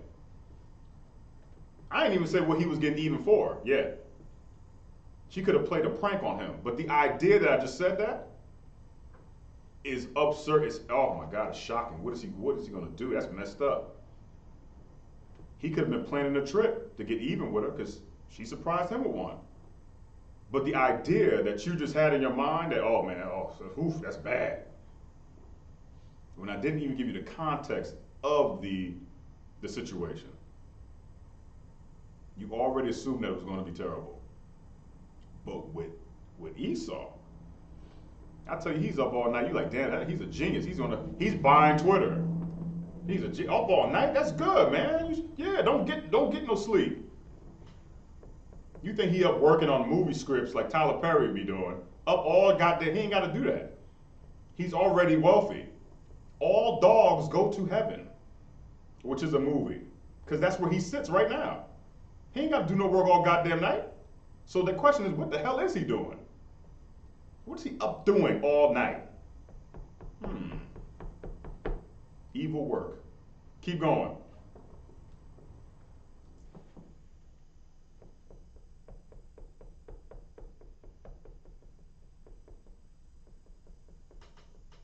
Gashawn, I might have you read it, Gashawn. Maybe Mama Saul's phone is jammed up. Gashawn, you still there, right? Alright, everybody's phone jammed up, no sweat. Oh, okay. Okay, no sweat, no problem. The Posh. Let me get Philippians 3 and 2 real fast, man. Call. The water, brother, I appreciate it. I'm here, sir. Oh, wait, never mind the Posh. Mama Saul is back. Mama Saul, you straight your phone jammed up or something? Yeah, it's my phone, sir. Okay, no problem, brother. It's all right. We got you. Just read it from the top, and then we're gonna, man, close this up, bro. Seal the deal. Yeah. Philippians 3 and 2. Beware of dogs. Right. Beware of evil workers. Beware of the concision. Look up the word concision. and read it when you got it. Beware of these dogs, man. Dogs will tear your ass up. Vicious ones, too. They'll turn on you at some point. When black people get dogs, there's a special type of taming that you may have to do, man. You got to show them a lot of love and a lot of attention, a lot of time. And you're not training them to kill people. Let me tell you how heavy this precept is versus Amber Heard. And I'm going to tie them all in together, right, with the oppressor while you look it up, right? Dogs, as it pertains to, we talking about passing down tradition, and we can pass down stress, you can pass down mental anguish. If a dog in slavery was trained to hunt niggas, could it possibly be that that mentality could be passed down too? They're trained to be that way. The answer is yes. You know why? We're trained to be slaves. When we walk past white people, black people put their head down, which is a sign to show the person that you are obedient to them. We do it damn near instinctively because it's passed down to us. It's damn near in our DNA to feel inferior to them, and it's in their DNA to feel superior. So what's stopping the goddamn dog? You ever just walk past a dog you ever just walk past a dog and he barking at you for no apparent reason whatsoever? It seems kind of odd, doesn't it? As soon as you walk past a dog, you're like, damn, what the nigga act like he hate me. He might be trained to be that way. Who told an older white woman to clutch her purse when she walks past you? Or back younger, when I was younger growing up, they would lock their car doors when we walked past. They fear us, yet they want to kill us. They kill us because they're afraid of us. You gotta beware of these types of dogs, man. You gotta beware of them. Amber Heard is just another dog. She pooped in somebody's bed. Her behavior is of a dog. And the funny part about it is she's rich. And here we broke. We slave every goddamn day. Our money goes to tithes, your mortgage, your rent, and all that stuff. But society views us as poor. In actuality, the Lord views us as the richest people of all time because we're held to a higher regard. But if you didn't know that, you would think that you were a dog and that you are beneath them, when in fact you are above them. That's what we pass it down to our goddamn children. Confidence, the truth about what it is that we actually are. Because it damn sure ain't no dog. Because we are not like a dog. We are like royalty. Give me that from the top.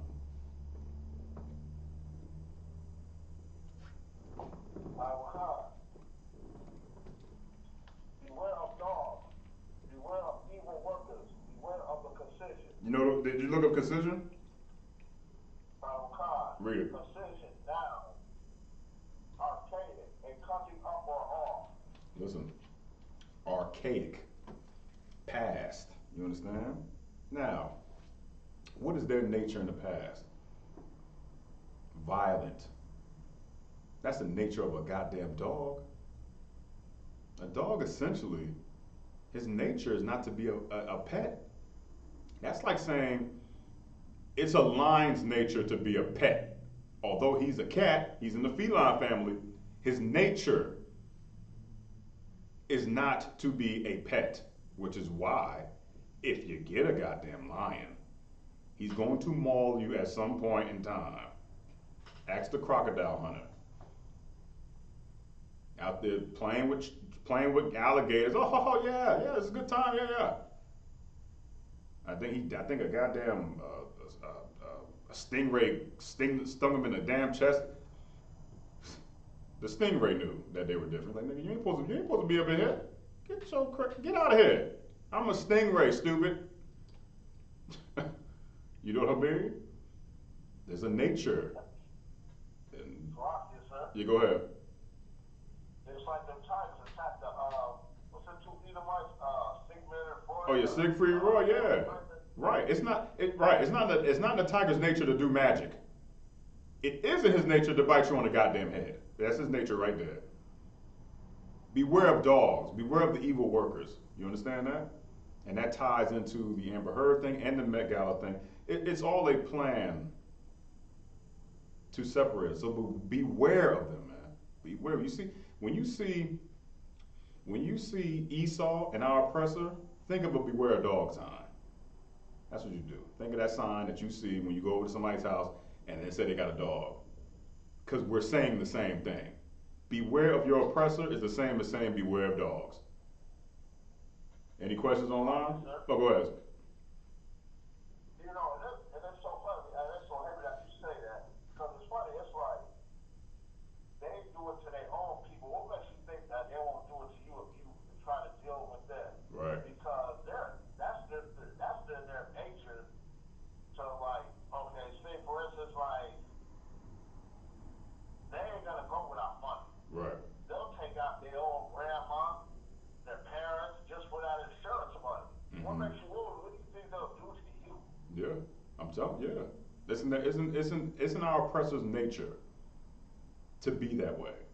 Bloodthirsty, okay? Hunting and killing every goddamn thing. They love the dog, but take the head off of a goddamn lion and hold it up and put it in their house. Cruelty to animals, right? This goes to show you how heavy their nature is. This bloodlust. They have a goddamn drink that's called a Bloody Mary. It consists of a V8 and some other alcohol. It's called the Bloody Mary, for God's sakes. Now, I don't know no niggas that ever drank this before, nor order it, but I know some dogs that like it. I know a couple of oppressors that love it. It's called the Bloody Mary. It looks like blood. Now, why in the hell would somebody want to drink that? It's a very simple answer. Because it's in their goddamn nature. That's why. We are not the same as them. We need to start sort of according to our own kind, which is why we're having this class to begin with. And understand that every beast is going to cleave unto his like. That's why they are the way they are. Point blank, period. Any questions online? On the conference call?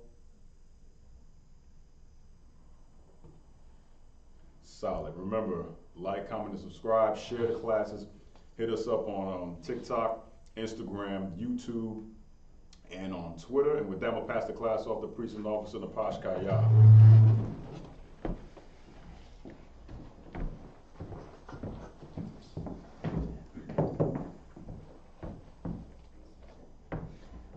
Here's the I.S.U.P.K security announcements. With the I.S.U.P.K start at 1 West 125th Street, Harlem, New York. Room for new brother and sister. When a new brother and sister come to the school, they are limited for 6 months. They are here to be saluted only. They are here to set themselves of the world. If they need transportation, the teacher will arrange it. After 6 months, if a brother or sister has an interest in a particular person, he or she must get permission from the head to speak to a brother and sister. There is another 6 months in which the brother and sister will court each other. After this 6-month period, the brother and sister will get permission from the head to marry. TITHES, which is commandment, the book of Numbers, chapter 18, verse 21, and the book of Malachi, chapter 3, verse 8 to 10. My Israel, that means tent in the Hebrew. 10% of every penny of any increase the Lord gives you. Give to the treasury department or teacher. Priest fund, free law offer for priests not mandatory, whatsoever amount you like to give. The next holy convocation will be memorial of the blowing of the trumpets. Okay, my walking to check the bulletin board of the hallway. If any brother wants to be a trooper to the school, start wearing all black, boots, shirt, pant, headband, or scarf. And make sure you Google the address every time you come to the school. The address is 3353 Goodall Road, Decatur, Georgia. After that, give one curse salute to the teacher. Men of Israel, Almighty. Almighty Sabbat. Almighty. Barak. Yahweh Bashim Al Shabbat.